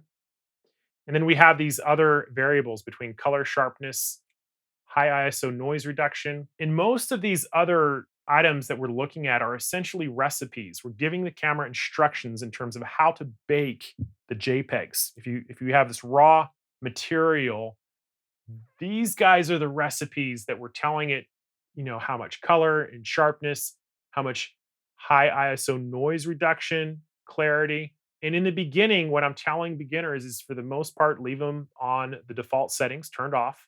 High ISO noise reduction, if we increase this, there would be more cleanup or reduction of noise, but it also comes at a cost of softness because there's a lot of smoothing that goes on. I don't think it looks great.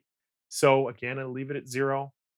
Any long exposures, it's typically over 1 second, and there can be a lot of variation in the light, which would create noise. And this can also be resolved using this feature. I leave it turned on by default. This guy right here, the lens modulation optimizer, you can see it's grayed off. And this is going to depend on the lens that we have connected with the camera. The short answer on this is it's basically some instructions from Fuji to help with diffraction and softness on certain lenses. If you can't choose it, it's not going to matter. But in some cases, you may see this ability. If the lens has some of these issues, you should be able to turn it on if you want. It can help, depends on what you're doing again. Color space sRGB for now. If you're shooting for magazines, you would come in and select Adobe RGB, but you already know that. The pixel mapping is when we get a dead pixel on the sensor, you'll see it as a red or a white, pixel that always stays red or white. And the pixel mapping remaps the sensor. If you see this, this is where you would come in and remap the sensor. And then we get into the custom settings. So we can select the custom settings or we can edit the custom settings. And so when you're probably wondering what are the custom settings, remember the Q menu. We have these different custom settings right here where we could customize the camera in different ways. Well, this is where we set it up. So we can select it from here if we want to go that route.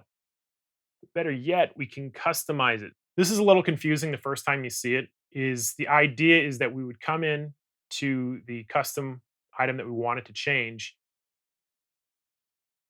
We could save it as it is. We can edit the custom name, or we can even edit the different processing for that custom setting set. So if you come in here and you start changing and selecting these things at some point, let's just change our white balance, for example. We're gonna hit OK, OK. And when I hit back, it's asking me if I want to save all of those settings to custom one set. So any changes that I make, when I hit that back button, if I want it to be saved, I would hit OK and we would be good to go. So the mount adapter setting deals with putting other camera manufacturer lenses onto our X-T4, for example. There's tons of different Fuji adapters out there. And this allows us to tell the camera what the focal length of that lens, the adapted lens over, and we could even save it under a different name, things of that nature. Very useful when you're adapting. That's the first tab of image quality. Coming into the second tab, which is auto focus, manual focus. We've talked about a lot of these already. Focus area, AF mode, we've already discussed these in that this allows us to select the size of the focusing square that we're using. We can control which modes appear within the quick selection of using the rear control wheel. So if we were to only choose a single point, for example, this would limit us when we are changing the sizes. I'm not a huge fan of that. I just leave it available on all of them. This guy right here, autofocus continuous custom settings. If you are a beginner, I would say leave this on default. But the idea of this is you can come in here and we can customize how the camera focuses differently depending on the sport that we are using. So, it gives some examples. It also talks about the movement, the acceleration, deceleration. If we wanted to customize these settings further, we could do so by highlighting this sixth option here. We could change our tracking sensitivity, our speed tracking sensitivity, and the box switching if that was something that we wanted to do. So we just come over here, highlight that, adjust that, change it. Gives you some examples, but for beginners and even intermediate shooters, this isn't something you're going to want to really mess around with. As you become specialized in certain types of sports shooting, then I would recommend it. In the focusing systems on Fuji cameras over the last probably like 2 years, they've gotten really, really good.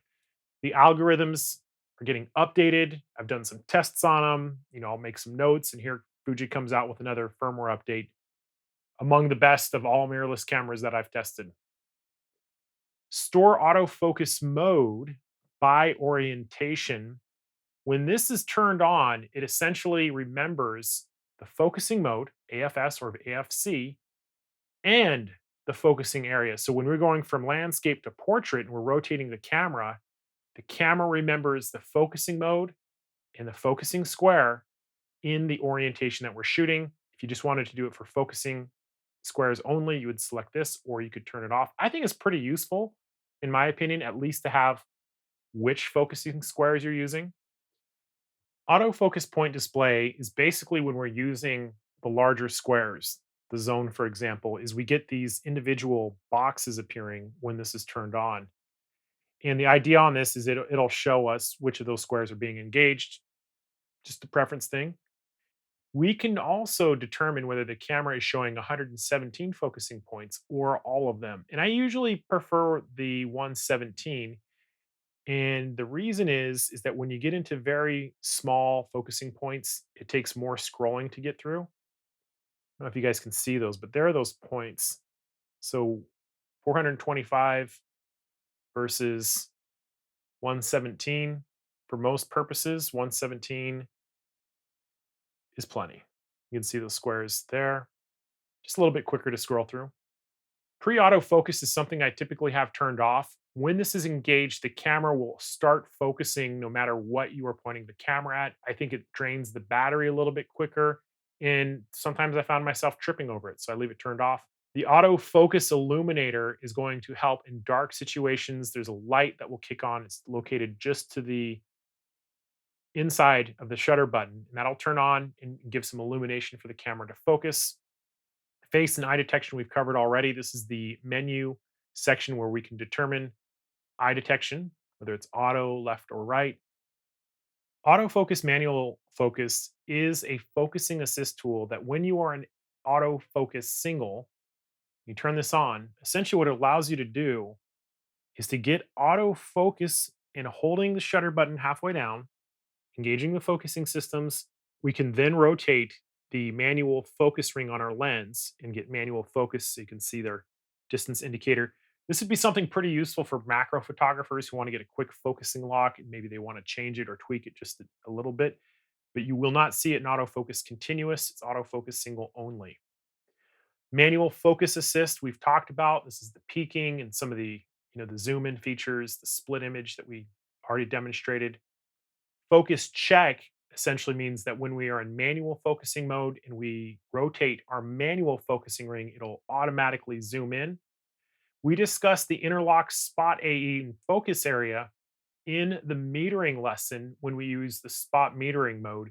Essentially, this allows us to tell the camera to meter a light from the focusing square that we're using. In the instant autofocus setting is essentially when we are in a manual focusing mode and we do something like hit the AF on button. Which do you want the camera to use? Autofocus single or autofocus continuous? The depth of field scale has to deal with whether we are publishing in print or on a computer monitor. So, depending on what you're shooting, this will help determine the depth of field preview. And then we have our release and focus priority, which is essentially asking when you are in the different focusing modes, do you want the camera to prioritize focusing or do you want to prioritize releasing?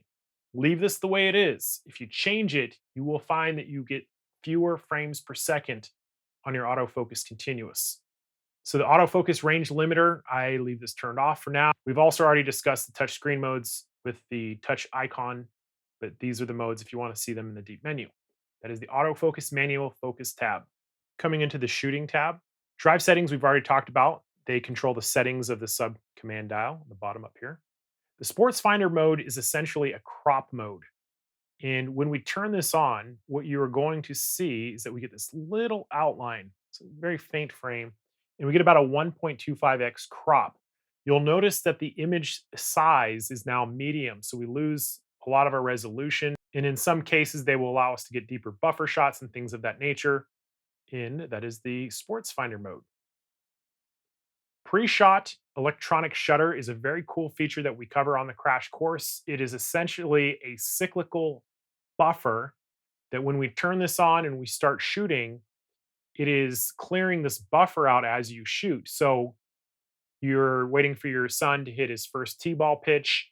And so you're buffering, buffering, buffering. And then when you hit the shutter button down, it remembers the last 60 or so frames and you're able to go through and find the exact moment when the ball connected with the bat. We demonstrate this again on the crash course. It's a very cool feature, but it is working in electronic shutter mode. We have our self timer, 2 to 10 seconds. We can save the self timer setting if we wanted to. We have this self timer lamp that will indicate with flashing when it's about to trigger. Interval timer shooting is something we cover on the crash course. We'll go down to the beach and I'll demonstrate how this works and how to set it up. And that includes the feature of interval smoothing to kind of smoothen out exposures. Photometry, also known as the metering modes, we've covered. Shutter types, we can choose between mechanical, which for me is the default. Most of the time, I am shooting with mechanical shutter. The improved battery performance that we're seeing on the X-T4, it's pretty good. I'm not running into the problems of the camera dying early or as fast as it did on the X-T3. Electronic shutter has its time and place. Again, if you want very fast shutter speeds, but it comes with limits, such as shooting in LED lights, or if you're panning quickly, you might get the jello effect. And there's various combinations of half electronic shutter, with mechanical and things of that nature. And there's notes on all of these. If you are a pure beginner, stick with the mechanical shutter for now. Flicker reduction helps when shooting under certain types of light. The camera is able to analyze and try to take the exposure between those flickers to get consistency. If you want to use it, you can turn it on to all frames or just the first frame. Kind of a nice feature. Most modern cameras have flicker features. Image stabilization mode. When we are in stills, do you want this to be when we are shooting only, or do you want it to be continuous?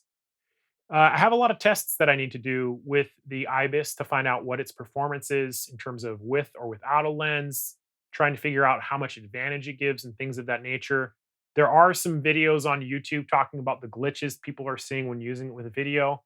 Fuji is typically pretty good with firmware updates, so I do believe that it will be fixed at some point or another. At least I'm hopeful. Our ISO auto settings allow us to determine from 3 different auto ISOs the default sensitivity, which is what it starts at, the maximum sensitivity. So if you want to put a limit, a hard limit on how high it can turn up the ISO, in the longest shutter speed. So we can come in here and essentially tell it, do not go longer than this shutter speed. And the reason why you want to do that is because the result could be a blurry image. So this allows us to set limits on our auto ISO. Multiple exposure mode, I demonstrate on the crash course. It is stacking multiple images together. We get a preview of the first image and we can line it up on a second image. And then hopefully I'll have some time to cover connecting wirelessly to the Fujifilm app to use it remotely. Coming into the flash settings, I was a little disappointed to not find that little baby flash that came with my X-T3.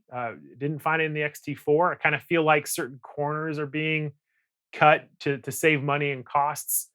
On the crash course, I talk about a Godox TT685. It's about $110. I demonstrate how to use it, how to set it up, certain examples in portrait lighting, how to change the different exposures of your background.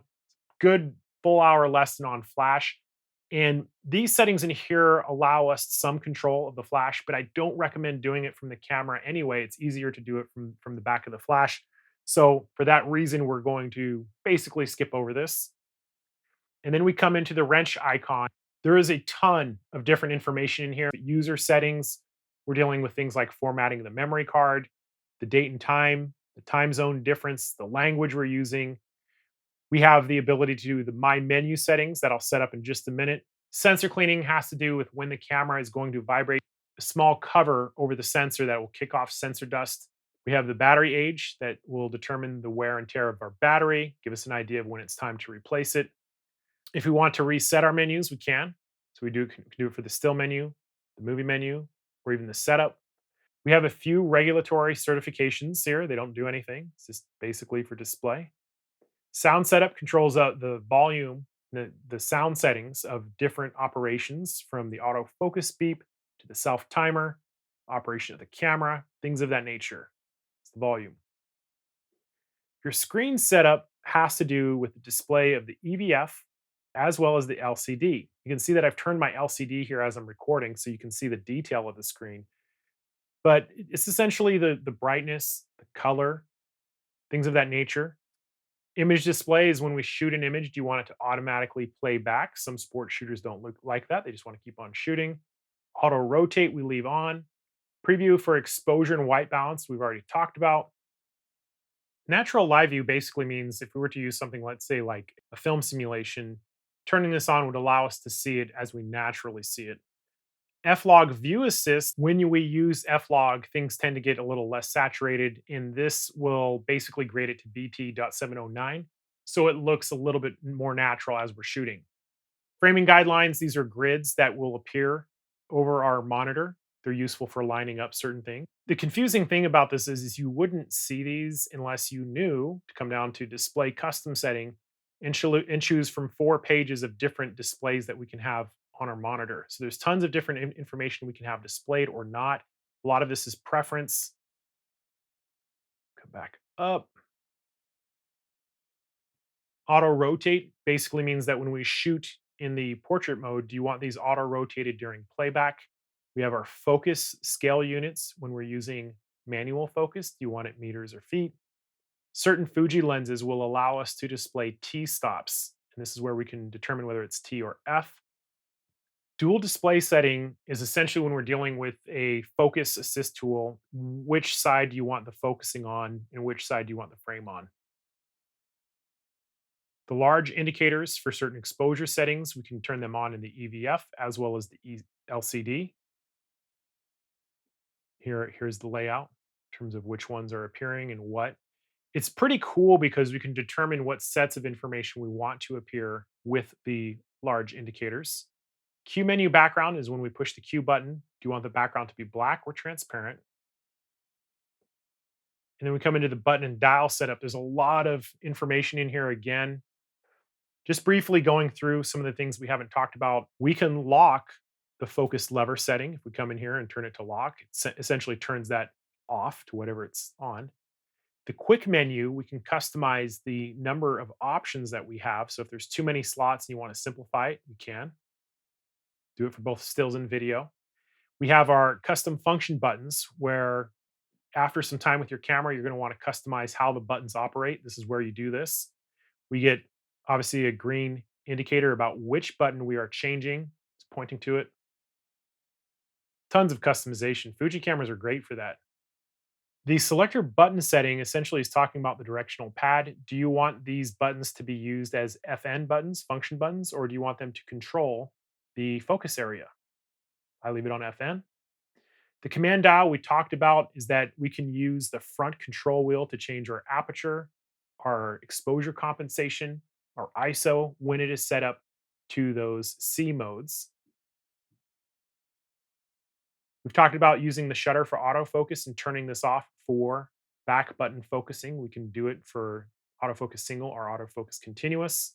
When we push a shutter button halfway down, we're also locking the metering. When I demonstrated how light is being measured, that is locked when we push a shutter button halfway down, and we can control whether that lock is happening in the different focusing modes. Shoot without a lens, helpful if you're adapting and the lens isn't recognized. If you come in here and turn that on. Shoot without a card. You know, if you want to do some test shots without a card, you can do that. Again, here I had a couple that thought there was some sort of internal memory. Believe it or not, that was years ago.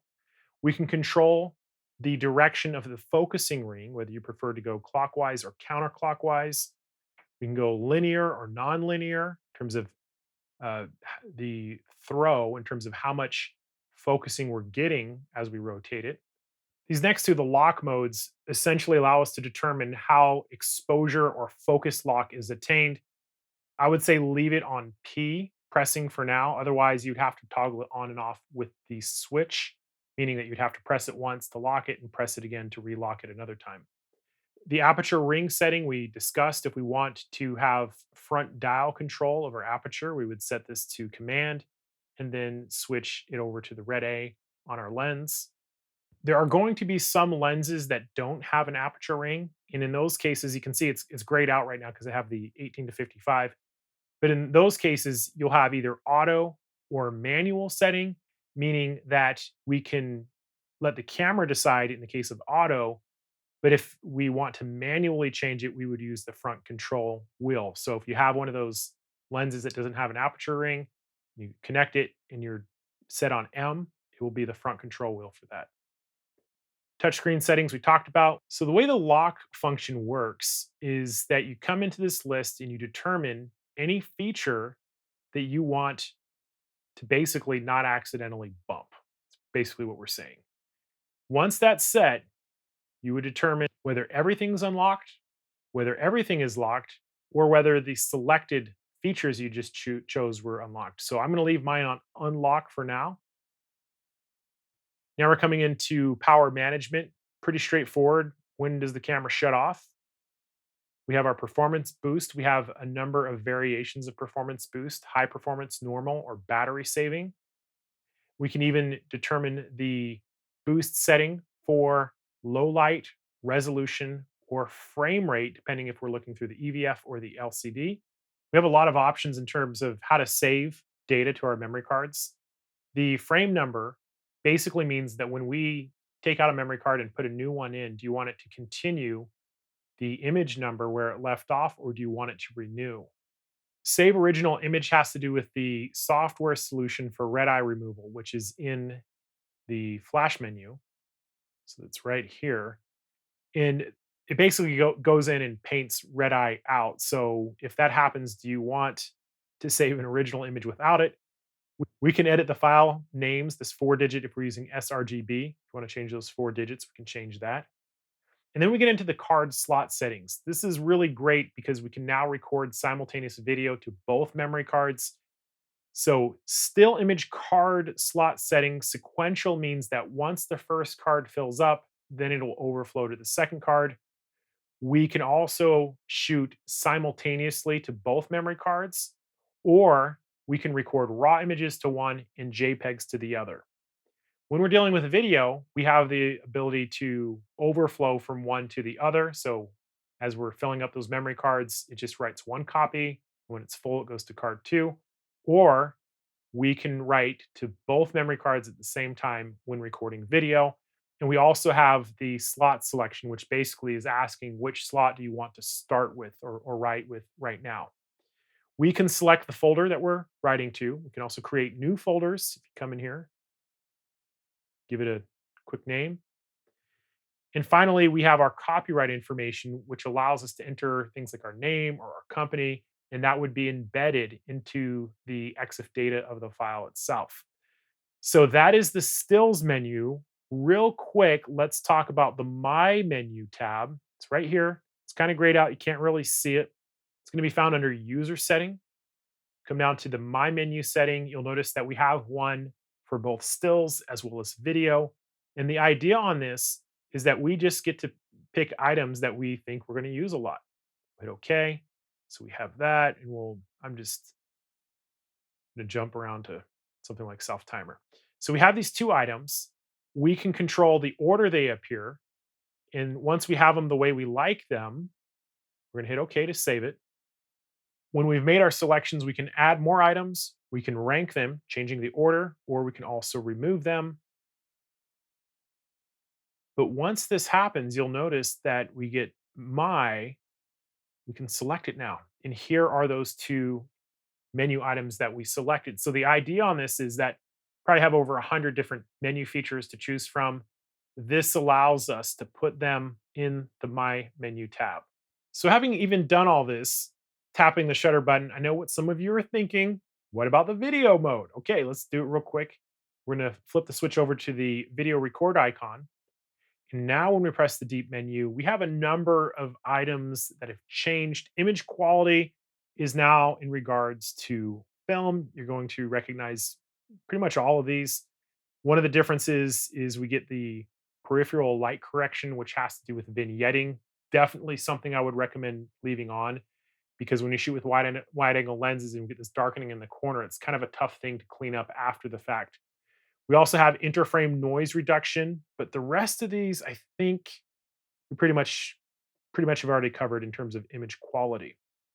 Let's talk about the important tab, the first tab, which is our movie settings. There's a ton of information here that we go into greater detail on the crash course. I'll cover some of the more X-T4 specific type things here that are important. So the first one is our video resolution, 4K video at a 16:9 aspect ratio. And then we get the number of frames per second. 29.97 is pretty close to 30 frames per second. That is the video standard in the United States. And so when we're uploading to YouTube, I typically record at 30 frames per second. We also have the ability to increase the megabits per second. So if we wanted more data, it's essentially how much permission are we giving the camera to record at what file size. Is that as you increase the data rate, which is how fast memory can be written to the memory card, the hope is that we're also increasing the quality. Now, in actual, truth, reality, it may not make a qualitative difference to record at something at 400 megabits per second if you're creating something for YouTube and there's tons of compression. So a lot of this really depends on your output strategy. Where are you displaying this? It's something that's a consideration you should always have. Suffice it to say, that if you're just getting started and you're not really comfortable with video, do it at 100 megabits per second, learn how to edit, and then start coming in and tweaking some of these settings. So the 4K resolution, 16 by 9, the number of frames per second, and the data rate. You'll notice under the resolution, we actually have the pixel dimensions, 3840 by 2160. We get the amount of time we could record with that resolution on the current memory card. We even get this warning that you cannot use a shutter speed slower than your frame rate. So if you're trying to use a shutter speed slower than 1/30th of a second, it's not going to work. There are other options in here, including Full HD, DCI 4K, which is a little bit wider, and tons of options. But if you're recording 4K video or HD video, I like 16 by 9, 30 frames per second. If you're recording something more cinematic, you may want to go with 24 frames per second, which is what film is recorded at, 24 frames. If you're in Europe, you might be going at 25 frames per second, which is the PAL standard. But you can see we get lots of different options in here. I'm going to leave it at 29.97 4K for now. I'm going to come back out. So the file format, in the beginning, I would recommend MOV at H.264. This is going to allow us to edit a little bit easier on our computers. If you want something that's a little bit more prepared and ready to go, but more compressed, you're looking at MP4. There's also the high efficiency video codec, which is a smaller file size. Under certain types of conditions where we might want 420 10-bit, things of that nature, or we're going out to an external recorder at 10-bit 422. This is something to consider because it's a higher quality video with more efficiency. It's a newer codec. But I know that's a lot for beginners. You're just getting started and you're recording in camera. Start off with MOV H.264. Movie compression. In the beginning, I would definitely recommend staying with long GOP, which stands for group of pictures. Without going into too much information, all intra basically means that we're taking an individual picture for every frame.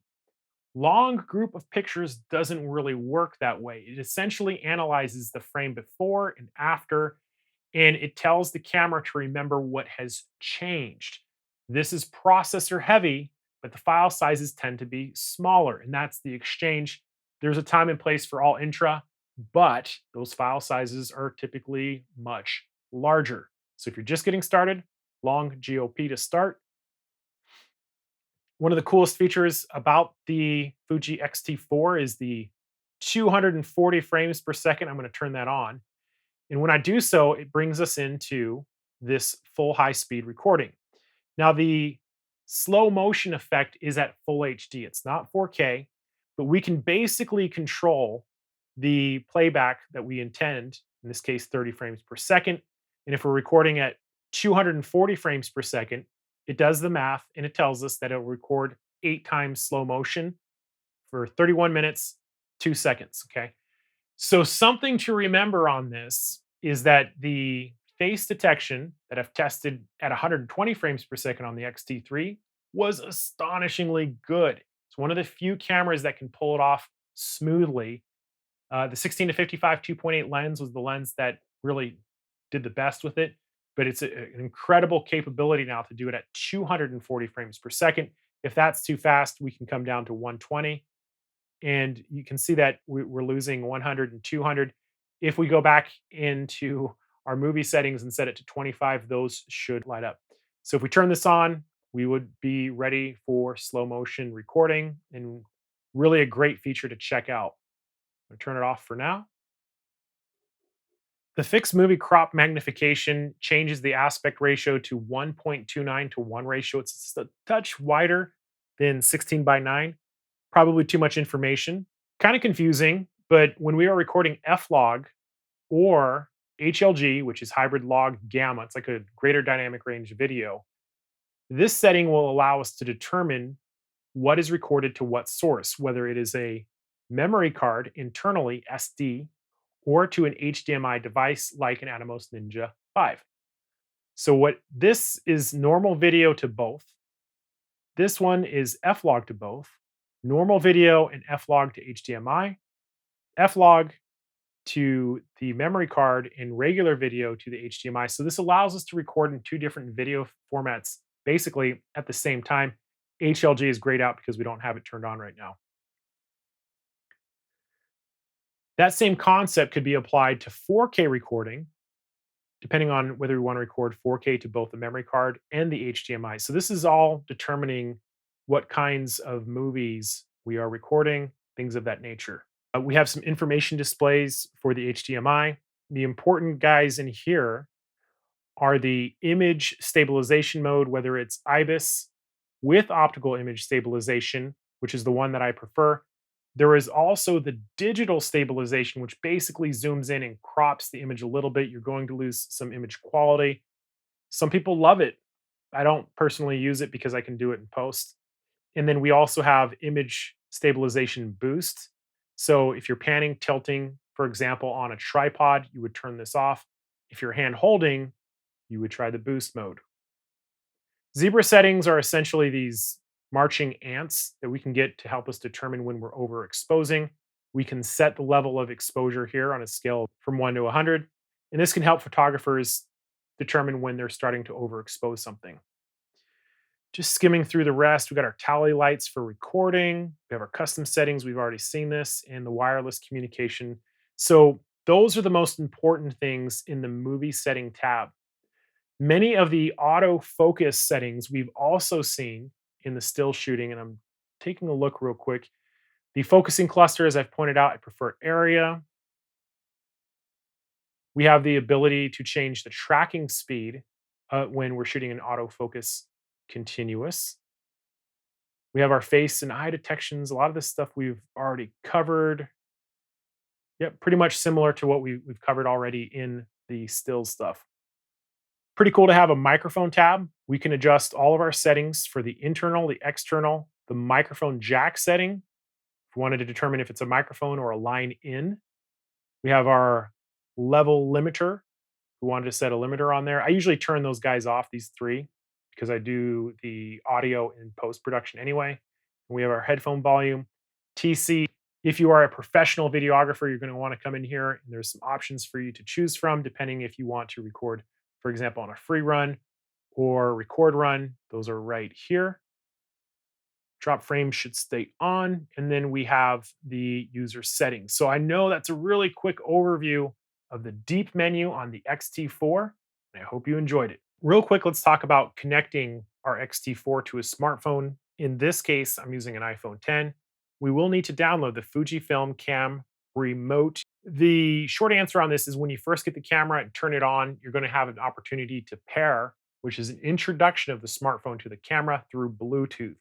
I skipped that step in order to show you now, in case you need to do it at a later date. We're going to come to the wrench icon, and we're going to select connection setting, which will activate Bluetooth settings. So we're going to hit pairing registration. It's going to give us a QR code if we want it. I can come into the Fuji Film app, and you'll notice that I have other cameras in here already. This may be the case in any event. If you don't, there should be an option to add to camera list. It's right here on the bottom. I'm going to select this. I'm going to come into X system, and I'm going to select X-T4 and add, proceed. So what's happening now is the Bluetooth is talking to the smartphone. They're making an introduction. They're becoming friends. They're basically saying, trust each other. So here comes the Bluetooth pairing. I'm going to hit start. The camera is going to ask if I want to set the date and time from the smartphone. Sure, why not?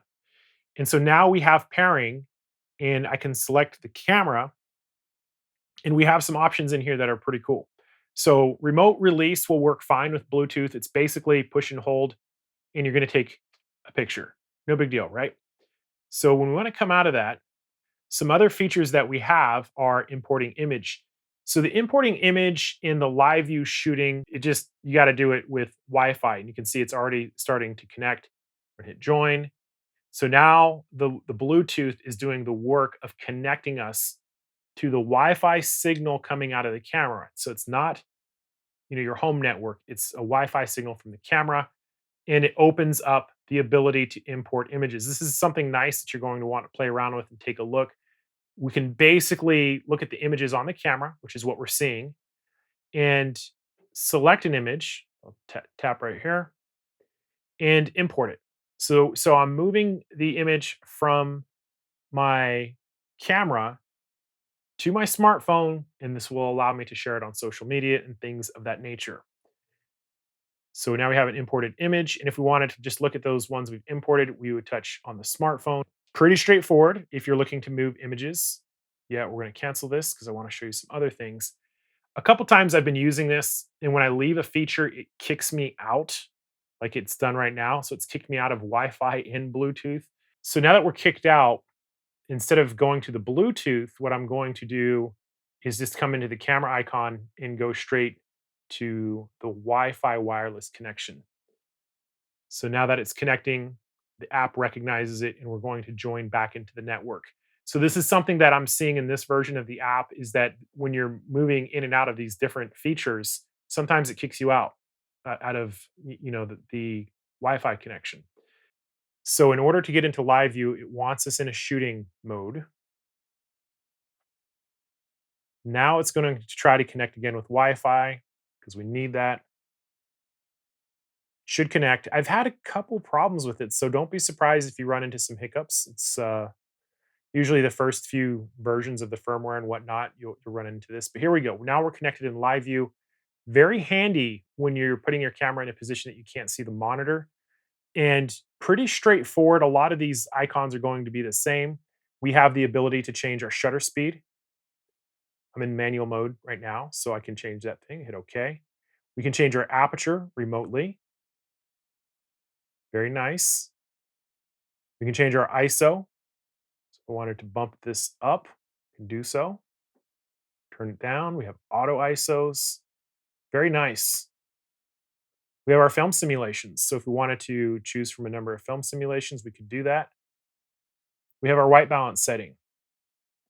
Again, all this remote. Distance is about 20 to 25 feet is when you'll start running into problems. So it's not really designed for a long distance thing. Take a picture, just push a shutter button down. Really great. Let's see, we have some other indicators like our battery life, our flash, or focusing mode. Something that's easier than going in to download images and back to the camera remote is just to use this little icon here, and it seems to be a lot more stable jumping back and forth between those two features. Very important for me to note that when you want to shoot to the video mode, here is the video camera. Just touch that icon and you can start and stop recording. And then we can stop it when we're done recording. I've used this many times to start and stop recording on a project if I'm on camera or whatnot, instead of going up and actually touching the camera. Something else I want to note real quick, we'll hit OK. It's going to disconnect from Wi-Fi. But when we come back out into the main menu, you'll notice we get these little green dots. That's when something has happened. And in the case of a notice and in the case of firmware updates, you're sometimes going to see these. You can see we have an X-T30 and an X100V connected to this smartphone. This is how we can download firmware updates. And there's almost undoubtedly an update coming to the X-T4, probably within a week or two after I publish this video, that will allow us to update the firmware. This is a really nice way to do it. So we can do it through the app. We don't have to use memory cards and things of that nature. So when that next firmware is ready, this is where you're going to come and do it. In any event, that is how we connect. Do it first with Bluetooth pairing. And then that time moving forward, do it through opening the app and turning on your Wi-Fi connection, and it'll do a lot of the legwork for us so we don't have to go into our settings and set up the Wi-Fi and things of that nature. I wanted to take some time to make some lens recommendations as well as some other important accessories. If this is your first Fuji camera, the kit lens that I recommend is the 18 to 55. It is probably the best kit lens of all cameras out there. It is very sturdy, it's very tough, it's compact. This is a good all-round shooter, if you're traveling or things of that nature. And the beautiful thing about this is you can find them for all day long on eBay for very affordable prices. We're talking in the less than $200 all day long. But if you're doing any kind of high-end work, I'm a big fan of the 16 to 55 2.8. It's a much higher performer. It's a fixed aperture at 2.8. It's sharper. It has great focusing, silent motors if you're doing any kind of slow motion videography, that is the lens that I would recommend. It's outstanding general purpose video shooting lens. Many of you will be looking for a lens that has a little bit more reach in the cases of, for example, wedding photography or short distance sport shooting. You're probably looking at the 50 to 140. And remember, there is this focal length crop factor equivalent. We're going to multiply it by 1.5, and that will give you the effective equivalent focal length to full frame. So it's in the ballpark of a 70 to 200. It's a great lens. I have it. I use it. I love it. Many of you have purchased this camera for sport shooting. At the time of this recording, your best option is the 100 to 400. It is an amazing lens, I think, for the value. And at 15 frames per second, it is going to be a very powerful combination for sport shooters. If you're looking for a wide angle lens, I prefer the 10 to 24 f4 over the 8 to 16 2.8. I made a video on those two, and I go into the reasons why. And there's also tons of great primes depending on what type of shooting you're doing. Fuji makes excellent APS-C sized lenses. I think the vast majority of you, if you haven't already, you're going to need a tripod. And the starting tripods I recommend are the Be Free by Bogen Manfrotto. I like the carbon fiber one. It's a little bit more expensive. And there's also a company called Me Photo that makes these aluminum tripods. They're kind of like starter tripods. If you're looking to save some money, I will have an additional link to an equivalent tripod that will save you about $50 or $60. It's the same tripod, just made by a different manufacturer. Many of you will be interested in flash systems. The flash that I recommend is the Godox TT685F. F stands for Fuji. I also like their X Pro trigger, which will allow you to put the flash off camera. I cover these techniques and that exact flash on the X-T4 crash course. It's an additional almost hour lesson in terms of the operation, the setup, the shooting, and things of that nature. It'll save you a tremendous amount of time and money if you go with that Godox and watch the crash course. Many of you will be getting into videography, and the X-T4 is absolutely loaded with video features. I love it because we have face detection at 240 frames per second, which allows us to do these fantastic hero shots. There are not many cameras that can face detect at that high frame rate. I also like it because it's very light. I can put it on a gimbal, but if you're doing any kind of high quality audio, you are going to need an external microphone. And if you're just getting started, the microphone I recommend is the Maven Mini Mic. It comes in a kit, it includes a dead cat, and it is a phenomenal value. This has been made to spec by me because it covers a wider frequency range than some of the competing models. That link is also in the description. In any event, the best investment that you can make right now is right here. It's the knowledge in terms of the operation of the camera. So if you enjoyed this video and found it helpful, I would strongly recommend my Fuji X-T4 crash course. I will put that link in the description. In any event, thank you guys so much for watching, and I will see you next time.